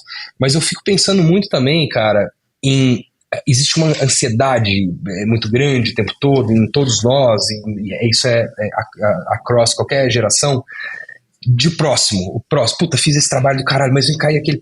Eu acho que a gente precisa aprender a navegar o projeto que a gente está fazendo, seja ele qual for, seja ele... Eu não tô falando projeto de design, nem de criatividade, nem de propaganda, mas vamos colocar aqui. Puta, eu tô... Vamos dizer, passei os rounds, aprovei, vamos começar a produzir. Existe uma tendência das pessoas hoje a já pensar assim, beleza, isso aqui já foi o que você falou ali no entrega, vou entregar, não, já tá meio entregue isso aí, depois a gente dá um tapa. Cara, vamos usar o processo para aprender, e isso eu acho que é um caminho pra galera nova. Pegar um processo, cara, provei uma ideia, consegui emplacar um projetinho. Ao invés de ficar na loucura do próximo e da minha promoção, e será que eu vou ganhar um Leão em Cannes para ganhar aumento? Cara, deixa eu ir lá, vou fazer com a AI, deixa eu aprender com o cara da AI, vou ter a chance de ir no estúdio filmar, puta, deixa eu ir lá, ver como é que os caras iluminam, falar com o diretor. Porque se a gente deixa essas oportunidades passarem, você perde o mais legal dessa profissão, que é você produzir as coisas. É uma ideia que saiu da tua cabeça, de repente tem um set com 150 pessoas filmando. Isso é muito foda, cara, isso é incrível. Só que se você levar isso para deixar isso passar de uma forma muito banal, acaba que você vai ficar limitado, você não vai tirar o potencial que as situações podem te dar. E eu acho que isso vale para qualquer etapa da carreira, assim. Então, uma coisa que eu tenho pensado, cara, o famoso enjoy the ride, vamos curtir, aprovou, puta, não aprovou, mas veio o cliente botou uma pilha, acho que vai melhorar o trabalho, pô, vamos se abrir, vamos aprender no processo. Então, a gente só quer o próximo, o prêmio, o post no LinkedIn, e aí a vida passa, cara. Meu, eu vou te falar isso que acontece muito, principalmente com designers, eu vejo galera júnior, nova, às vezes eu faço portfólio review lá na comunidade, e aí eu vou olhar os portfólios da galera, cara, são ruim assim, eu gosto de falar que são questionáveis, né, são de qualidade questionável, assim, e o cara tem 30 projetos no portfólio, 30 projetos ruins, aí eu fico falando pros caras, olha só, pega um projeto, qualquer coisa na vida, tu precisa de um só, velho.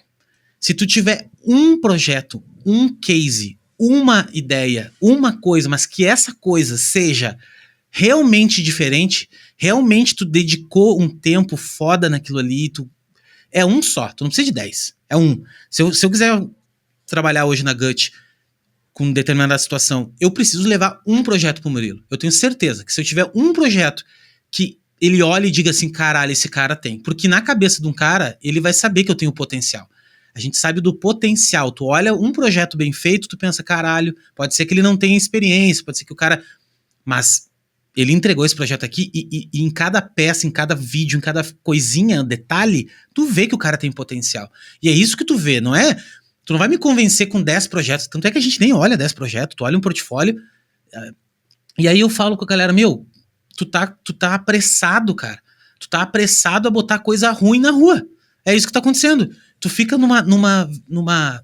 Existe essa cultura do Behance, a galera de design tem uma cultura com Behance, assim, que eles ficam, desculpa a palavra, mas eles ficam se masturbando, todo mundo fica masturbando um ao outro, porque é um monte de designer junto, que fica se olhando, trabalho um do outro, entendeu? E dando like um no outro, que não vai servir pra porra nenhuma, porque ninguém vai contratar, eles mesmos, entendeu? Então, eu vejo a galera, pô, meu, dá um apoio lá no Behance, dá um like lá no meu projeto. Mano, o que adianta outros designers ir lá e dizer que tá legal, cara? Não adianta nada, cara.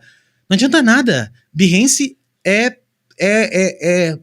pornografia de designers, cara. A gente fica ali viajando, entendeu? E aí, por que eu tô dizendo isso?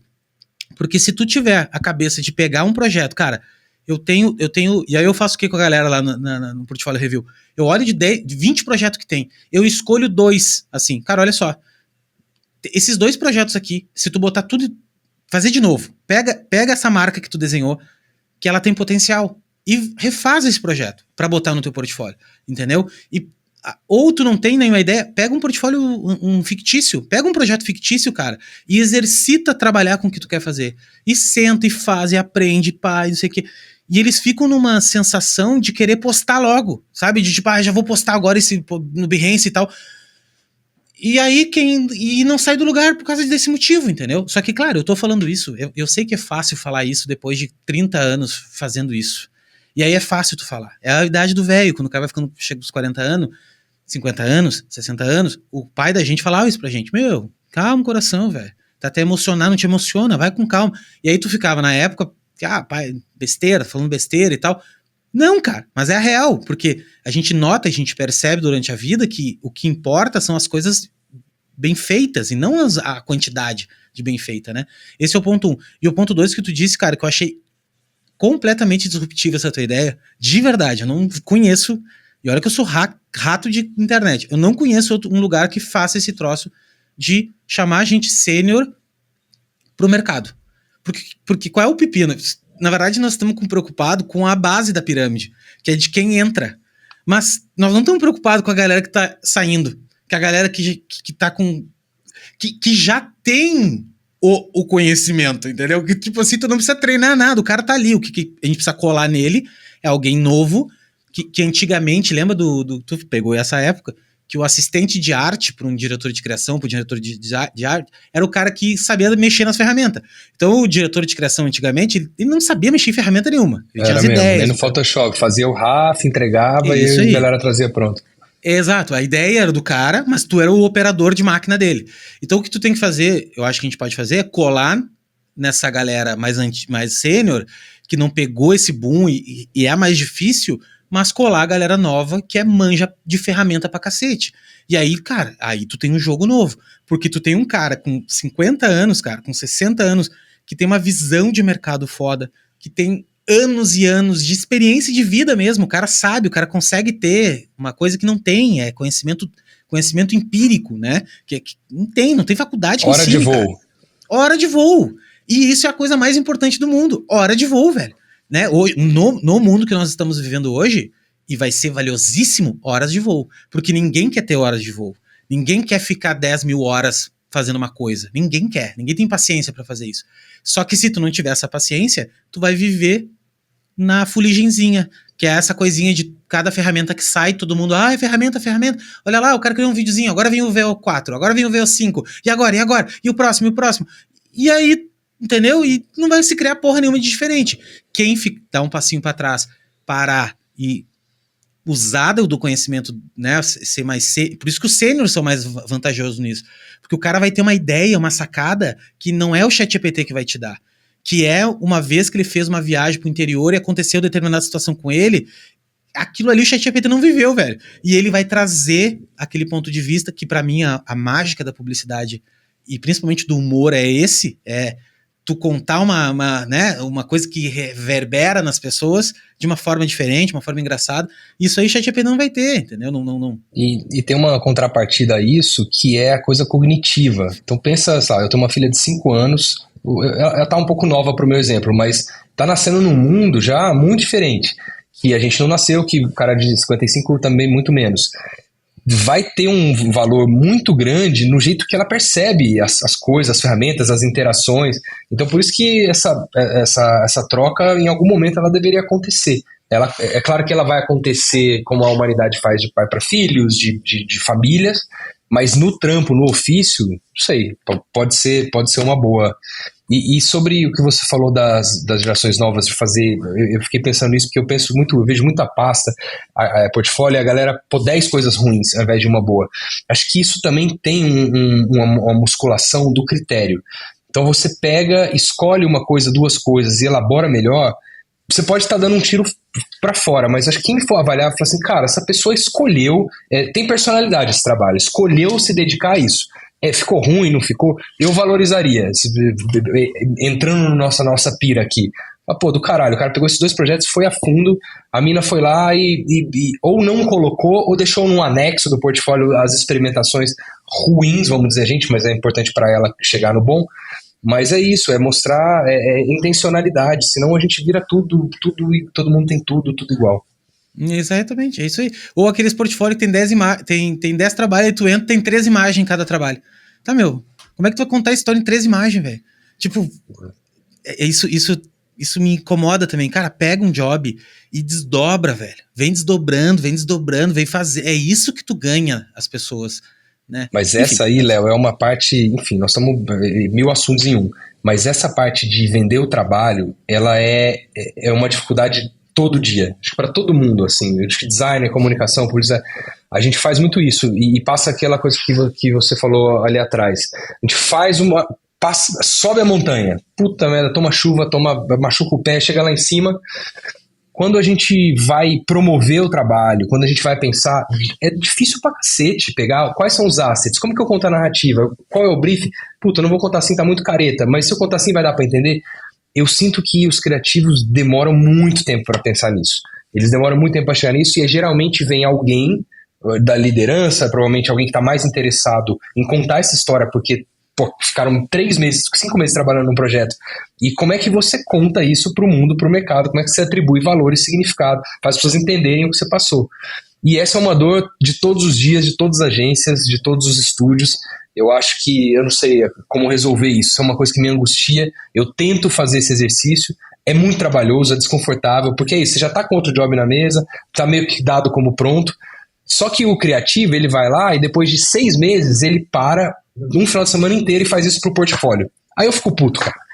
Falo, brother, você fez o trampo, a chance do mercado, uma máquina de PR para promover seu trabalho, você perdeu a chance depois de 6 meses para 4 pessoas verem na sua pasta. Isso, lá pro Behance, lá pros caras ficar dando like. Exato, cara. Vamos fazer agora, vamos fazer em tempo real. Cara, mas eu vou te falar, tá? Isso é de escola de design.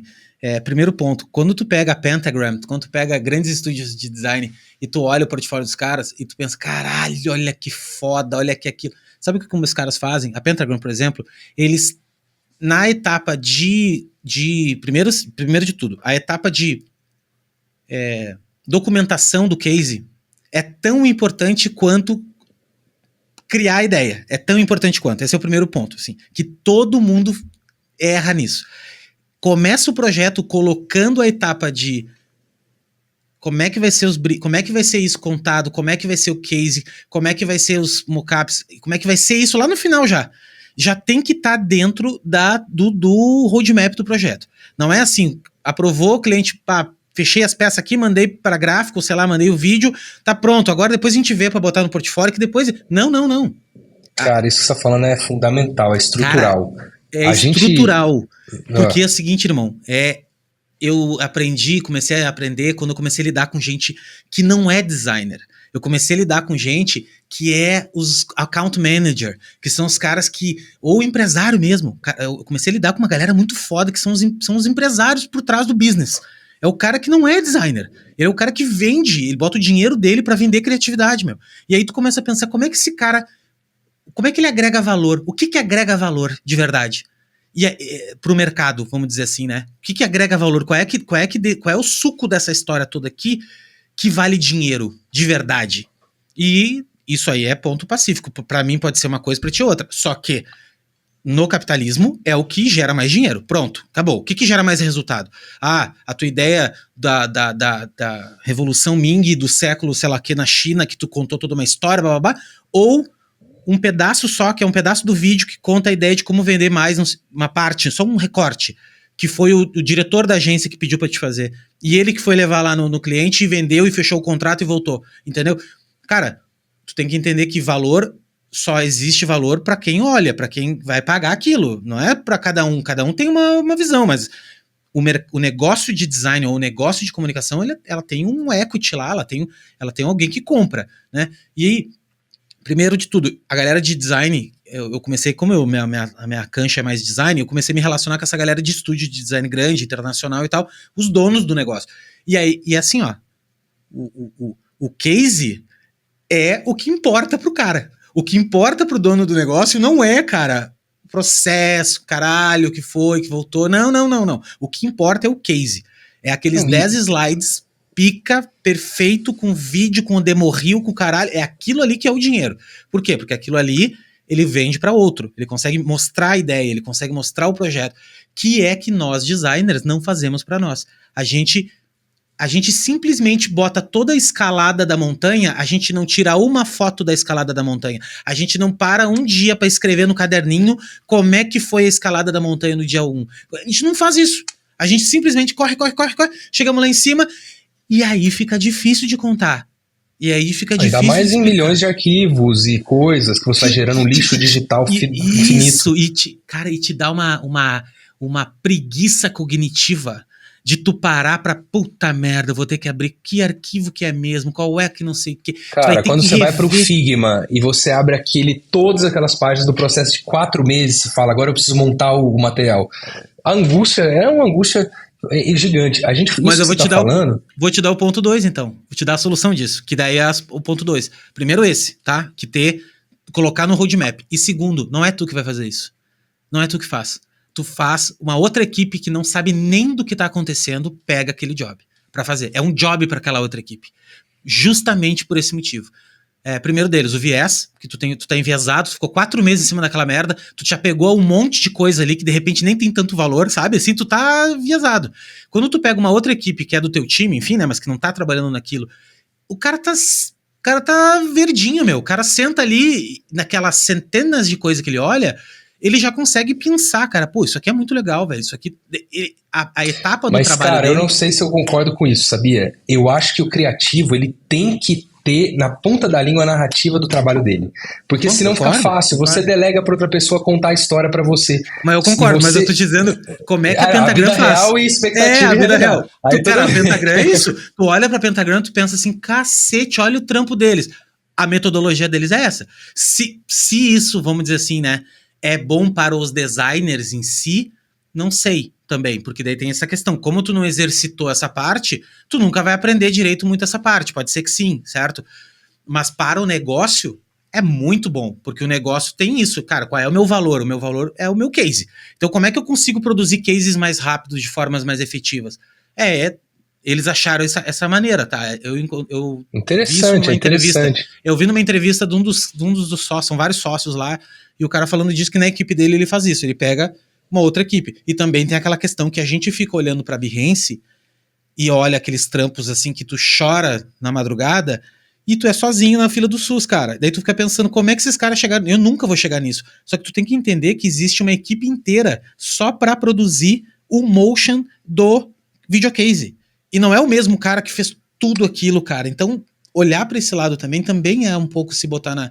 Até onde eu posso ir sozinho, né? Até que ponto eu não preciso também de uma equipe, de botar outras pessoas a trabalhar comigo, para me ajudar, para renderizar esse projeto de uma forma mais rápida e melhor, entendeu? Enfim, é um ótimo ponto esse. Essa é uma discussão profunda. Porque sim, acho que eu nunca testei esse formato, até gostei de você falar isso, acho que eu vou pegar um trabalho pronto e entender se alguém de fora consegue formatar. O que eu acho que não pode acontecer é uma coisa de eu não vou aprender, eu vou entregar para alguém fazer para mim. E aí a pessoa que mais entende, que foi a fundo, ela tá de repente fora do processo e ela faz 1, 2, 3, 4, 10 vezes, ela perde a prática. Hoje, se você olha os festivais, vamos falar de prêmio, Cannes, D&AD e tal, cara, o festival, claro que as ideias são fundamentais, mas é quem conta melhor a ideia. Cannes não é mais, antes era contexto, São Paulo é uma cidade muito poluída, insight, não, ideia, execução. acabou. Agora é uma peça de entretenimento, que você fica 2 minutos olhando, você assiste uma parada, você fala, caralho, isso dá um trabalho da porra fazer. Você testa uma série de setups, de argumentos. Modéstia à parte, na Gut a gente é muito bom em fazer case. E é muito difícil, é um craft, é um retrabalho, é um penso. E uma coisa que você falou que a gente tenta fazer muito aqui é assim, vamos escrever o case no momento que a ideia for aprovada, antes de produzir. Por quê? Primeiro, você tem um overview, você entende o que é a fortaleza da ideia. Segundo, você vai pro set filmar, mas tem uma cena fundamental para a transição do case, que é uma mão jogando uma bolinha para cima. Se eu fiz o case antes, eu vou falar pro diretor e falar, cara, tem como incluir aí na diária rapidinho, só uma mãozinha jogando pra cima? Vai parar no meu case. Se eu não fiz isso, puta, eu vou pegar meu celular, não vou pegar, aí vou ter que achar uma... Você não pensou antes. Então você começa a... Parece que é mais trabalho, mas você corta um caminho para chegar mais rápido no resultado final. Esse é o pensamento de um programador. Agora tu pegou exatamente o que eu quero dizer, que é o lance da variável. Quando tu escreve primeiro o código com a cabeça de um programador, é uma arquitetura. Tu pensa já nas peças que vão vir logo adiante, e não que nem um cavalo maluco correndo, que tu tem que produzir, daí chegou no final, tu não planejou nada, tu não pensou que tu precisava de um insert, tu não pensou que tu precisava dessa mãozinha pulando, daí não tem depois como tu refazer isso depois, entendeu? Que já se criou tudo. Mas assim, cara, eu acho que esse lance Aí, só um adendo, tu sabia que existe empresas especializadas em fazer o trailer dos filmes? Então, por exemplo, um filme de Hollywood não é o diretor, não é os caras que fizeram o trailer do Transformers. Tem uma empresa que faz, um puta no mercado, que faz trailer de filme, velho. E os caras são especializados em fazer trailer de filme, porque é uma outra linguagem, é uma outra história, tá ligado? Eu, inclusive, acho que o diretor nunca conseguiria fazer um trailer, porque o cara não conseguiria cortar, tá ligado? É muito apego, pedaços, né? É muito apego em ganchos, sabe? Que são... Não tem, é outra linguagem, cara. É outra linguagem, entendeu? Mas eu acho que sim, cara. Eu acho que essa metodologia, vamos dizer assim, de tu pedir pra outra pessoa fazer, tem o prós e o contra, pró e contra. Eu acho que o contra é tu realmente, por exemplo, tu tem várias habilidades. Uma delas é meio fraca, que é, por exemplo, sei lá, 3D. Em vez de tu se esforçar um pouco em aprender um pouco de 3D até pra tu melhorar o processo, tu vai delegar aquilo pra alguém que é melhor. Daí tu nunca vai te tornar melhor naquilo. Tem esse lado ponto A. Mas tem um ponto B que se eu não preciso aprender 3D. Se eu for muito bom no Illustrator ao ponto de eu ser acima da curva e fora da curva, eu não preciso ser bom em 3D. O Illustrator, a minha habilidade... Acabou. Eu sou um batedor de falta incrível. Eu não preciso ser o melhor lateral esquerdo também e defesa. Não, cara. Meu negócio é bater falta e eu sou foda pra caralho nisso. Eu faço de 10 chutes e 8 eu acerto. Entende o que eu quero dizer? Tipo, às vezes a gente tem uma tendência a querer equalizar os nossos skills. Tu é muito ruim numa coisa, em vez de tu gastar teu tempo em melhorar o que tu já é bom, e daí tu vai sair da curva, tu quer equalizar. E aí tu fica medíocre. Porque daí tu, em vez de o teu tempo gasto em aprender 3D, que nunca tu vai ser o cara do 3D pica, que é aquele cara que já é bom no 3D. Não vai, entendeu? Tu vai ser um medíocre. E aí isso não tem certo e errado, tá? Isso aqui são teses, né? E assim, pontos de vista, que eu já vi por aí gente falando, enfim, né? Eu acho que mas tá aí um bom uso para AI, é uma plataforma que você conta a ideia numa sinopse, joga todo o material bruto, joga os GIF, Motion, JPEG, ela te dá um case, um material de divulgação. Total. Tem uma menina, eu só acho cara, que se você não exercita o fazer, e esse fazer ele é técnico, mas ele é uma coisa de narrativa, você tem dificuldade de aprovar. Provavelmente a pessoa que fez 3 cases na vida e a que fez 100, vamos dizer que passou pelos processos de empacotar o trabalho, como eu vou contar, se ela recebe desse externo, a que fez 3 e a que fez 100, ela vai aprovar as coisas certas ou reprovar as coisas certas. Ela vai ter bagagem para liderar. Como tudo, né? A gente aprender a técnica para depois liderar. Então é complexo.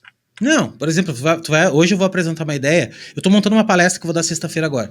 E aí, eu já fiz tantas vezes, poucas vezes ainda, não é meu negócio, não é meu core ainda, tá? A palestra não é meu core, mas eu quero exercitar isso. Mas eu já fiz algumas vezes e eu tô montando aqui, eu já sei mais ou menos, tá ligado? Tipo, cara, eu sei que se eu botar muito dado, é difícil de eu falar, sabe assim? Então, cara, eu não vou muito aqui. Eu vou no porquê. Por que isso aqui é importante? E E aí tu vai exercitando a tua cabeça, cara. Que nem agora, eu fui apresentar um projeto agora de manhã, que eu fiz a apresentação, velho, no Canva. No Canva não, no Figma. No Figma, FigJam, aquele, que eu fui construindo, porque eu boto vídeo, eu boto animação, e eu vou andando com a mãozinha, navegando no Canva. E eu vou contando a ideia. Meu, os clientes se amarram nisso, porque tu vai... Eu boto post-it, daí eu boto coisa, e já tem uma coisa animada, e já tem uma ideia desenhada, um pouco de texto. E aí o cara... Antigamente, tinha um PPT que era assim, né? Que não era PPT, que era um... Não era o Miro? Não era Miro, cara. Tinha um software que ele fazia umas apresentações tipo isso, que ele dava um zoom, daí ele dava zoom out. Não lembro o nome da ferramenta, mas era mais ou menos isso, assim. Só que eu faço na mão. E aí, por exemplo, ontem eu tava com um júnior, júnior não, ele já não é sênior, mas ele já passou do júnior, assim. Que é um cara que eu admiro muito e treinei ele desde o comecinho.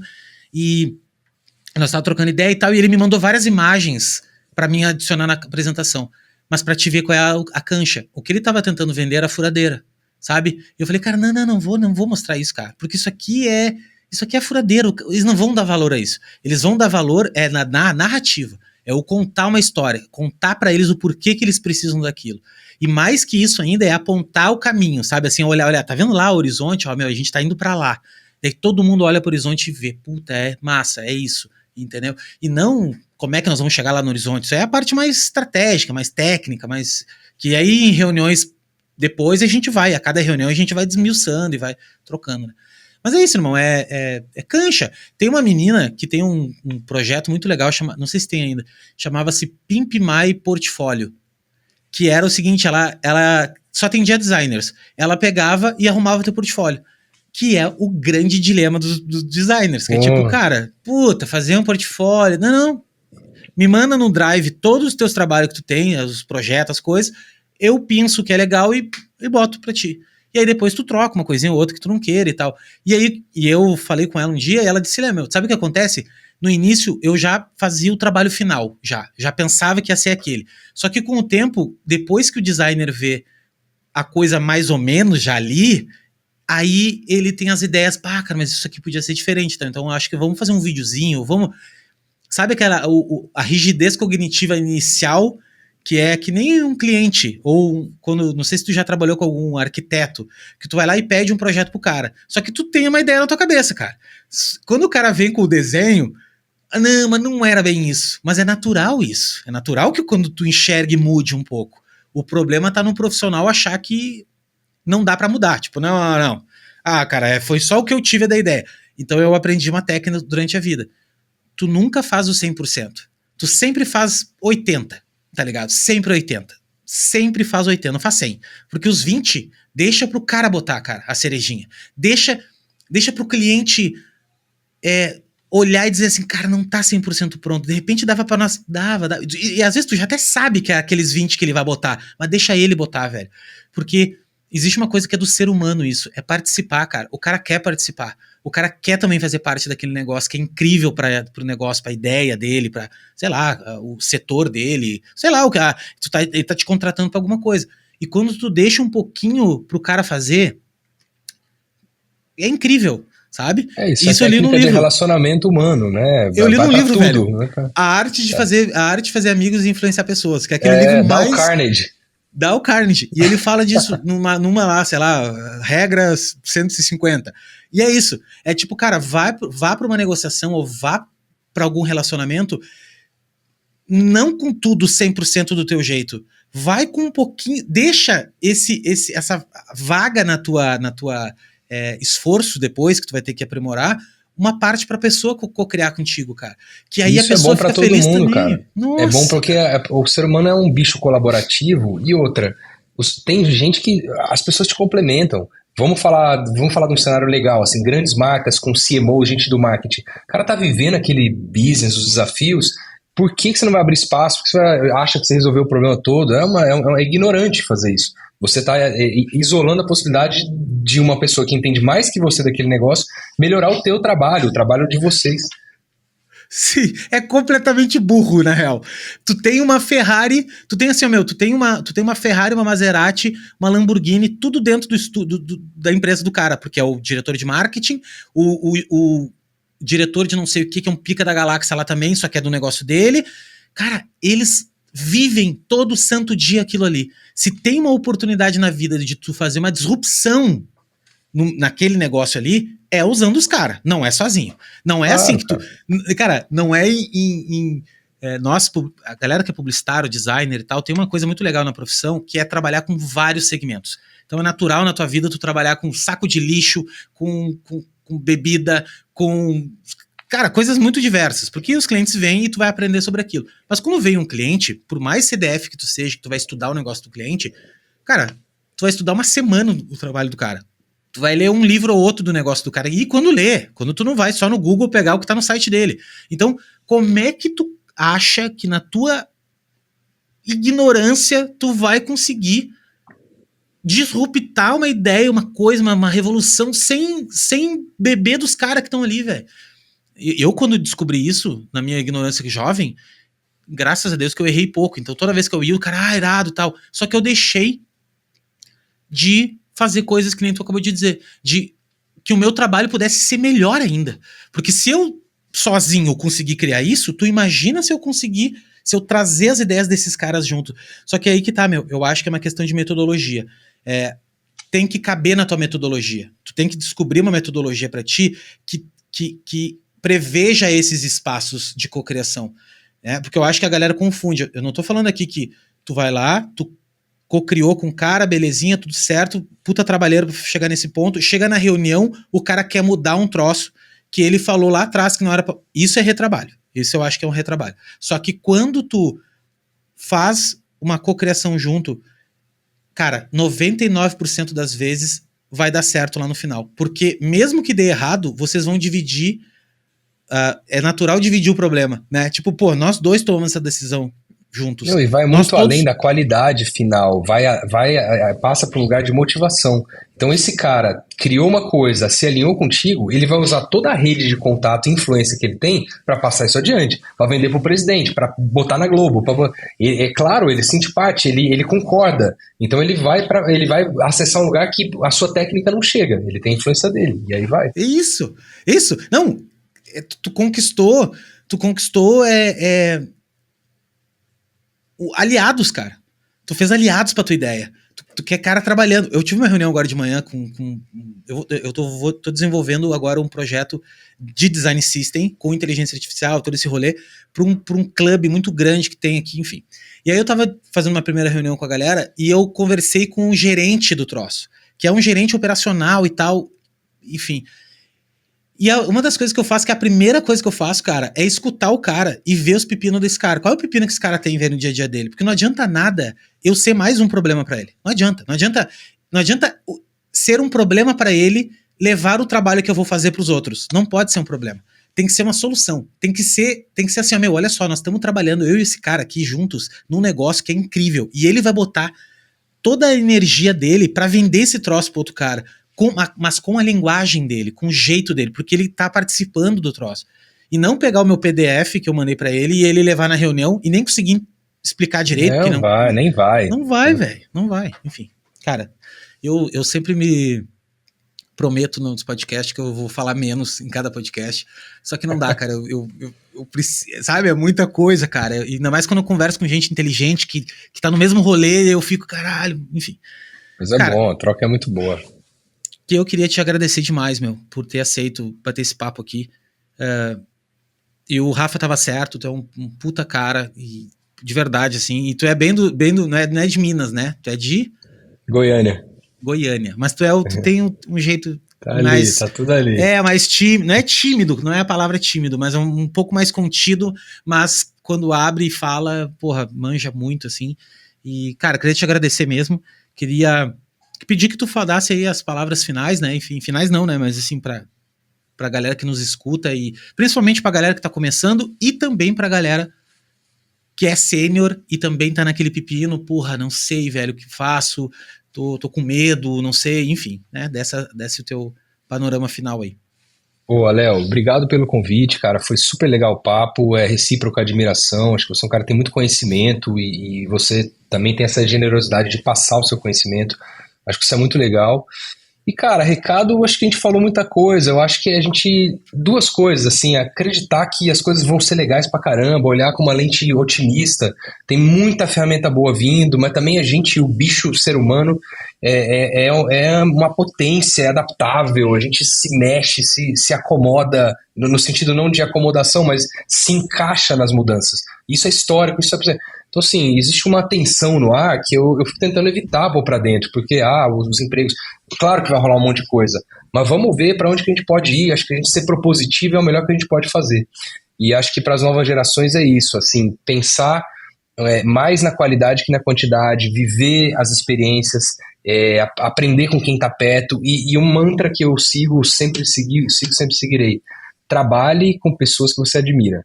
Esteja perto de pessoas que você admira. Se você for o melhor disparado do lugar, cuidado, talvez você esteja no lugar errado. Então, sei lá, pensando quotes e coisas que me vêm à mente. Mas muito obrigado, cara. Tamo junto, meu. Não, sabe que esse negócio dos portfólio review, eu gosto de fazer portfólio review. Eu percebo na galera, que sabe o que é, meu? A galera trabalha muito sozinha. Todo mundo trabalha meio sozinho. Ainda mais hoje em dia, mesmo tu trabalha numa equipe, tu tá sozinho, ou tu tá em casa, ou, enfim, né? Dificilmente é. E assim, eu falo com esmagadora. 80% da minha audiência é freelancer. É a galera que tá no mercado, freelancer e tal. E o que acontece? Muitas vezes a pessoa ela tá num nível só porque ninguém disse pra ela que tá ruim. Só porque ninguém disse pra ela assim, puta, meu, não tá bom isso, velho. Acho que dá pra melhorar. Cara. Pronto, cara. Cara, no outro dia a pessoa já, não tá bom, vou fazer melhor. E ela vai fazer melhor. Ela tem já o potencial e ela já tem a capacidade.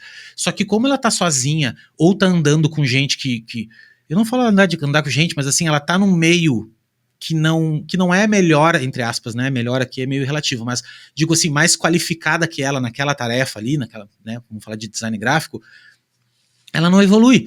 Por causa que os clientes são mais abaixo que ela ainda. Normalmente o cliente que ela atende é um cliente que sabe menos que ela.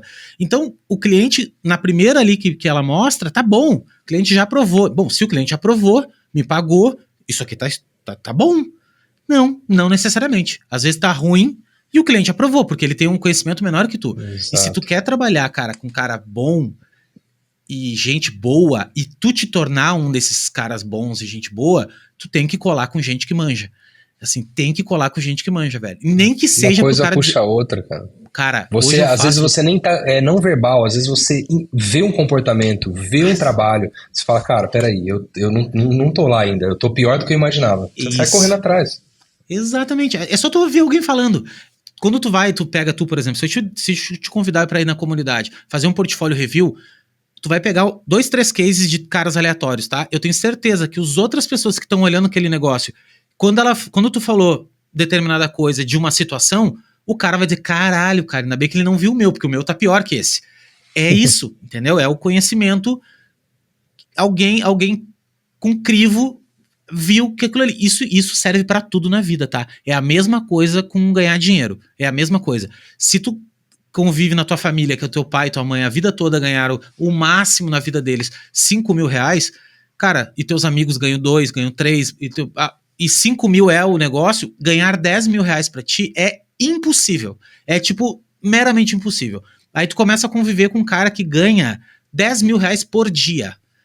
Cara, não tem erro. Em 3, 4 meses, tu já não tá ganhando a mesma coisa, mas eu digo assim, é o lance de tu enxergar que é possível. Quando tu vê outra pessoa fazendo, cara, isso é contagioso, entendeu? Então é esse lance que eu tenho na minha vida hoje, que eu penso, cara, se eu tenho a oportunidade de conviver com gente foda, falar com gente foda, eu preciso passar pra alguém que não é foda ainda, eu preciso passar isso pra alguém, eu preciso contar isso pra alguém, eu preciso mostrar pra essa galera na minha proporção, e aí eu me boto meu chinelinho da humildade e digo, olha, eu não sou o melhor, mas eu estou numa posição um pouquinho melhor que tu agora, mas é natural que tu, e o que eu quero é que tu fique melhor que eu, esse é o meu rolê. Meu rolê hoje é treinar a gente pra que fique melhor que eu, e não pior, né, velho? Não, eu sou o cara. Não, velho, muito pelo contrário, entendeu?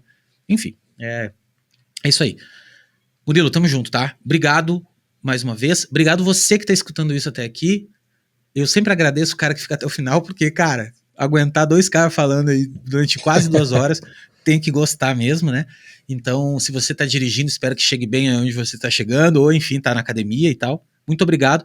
Deixa um joinha aqui embaixo, ou sei lá, manda para alguém isso, enfim, ajuda a chegar para mais pessoas também.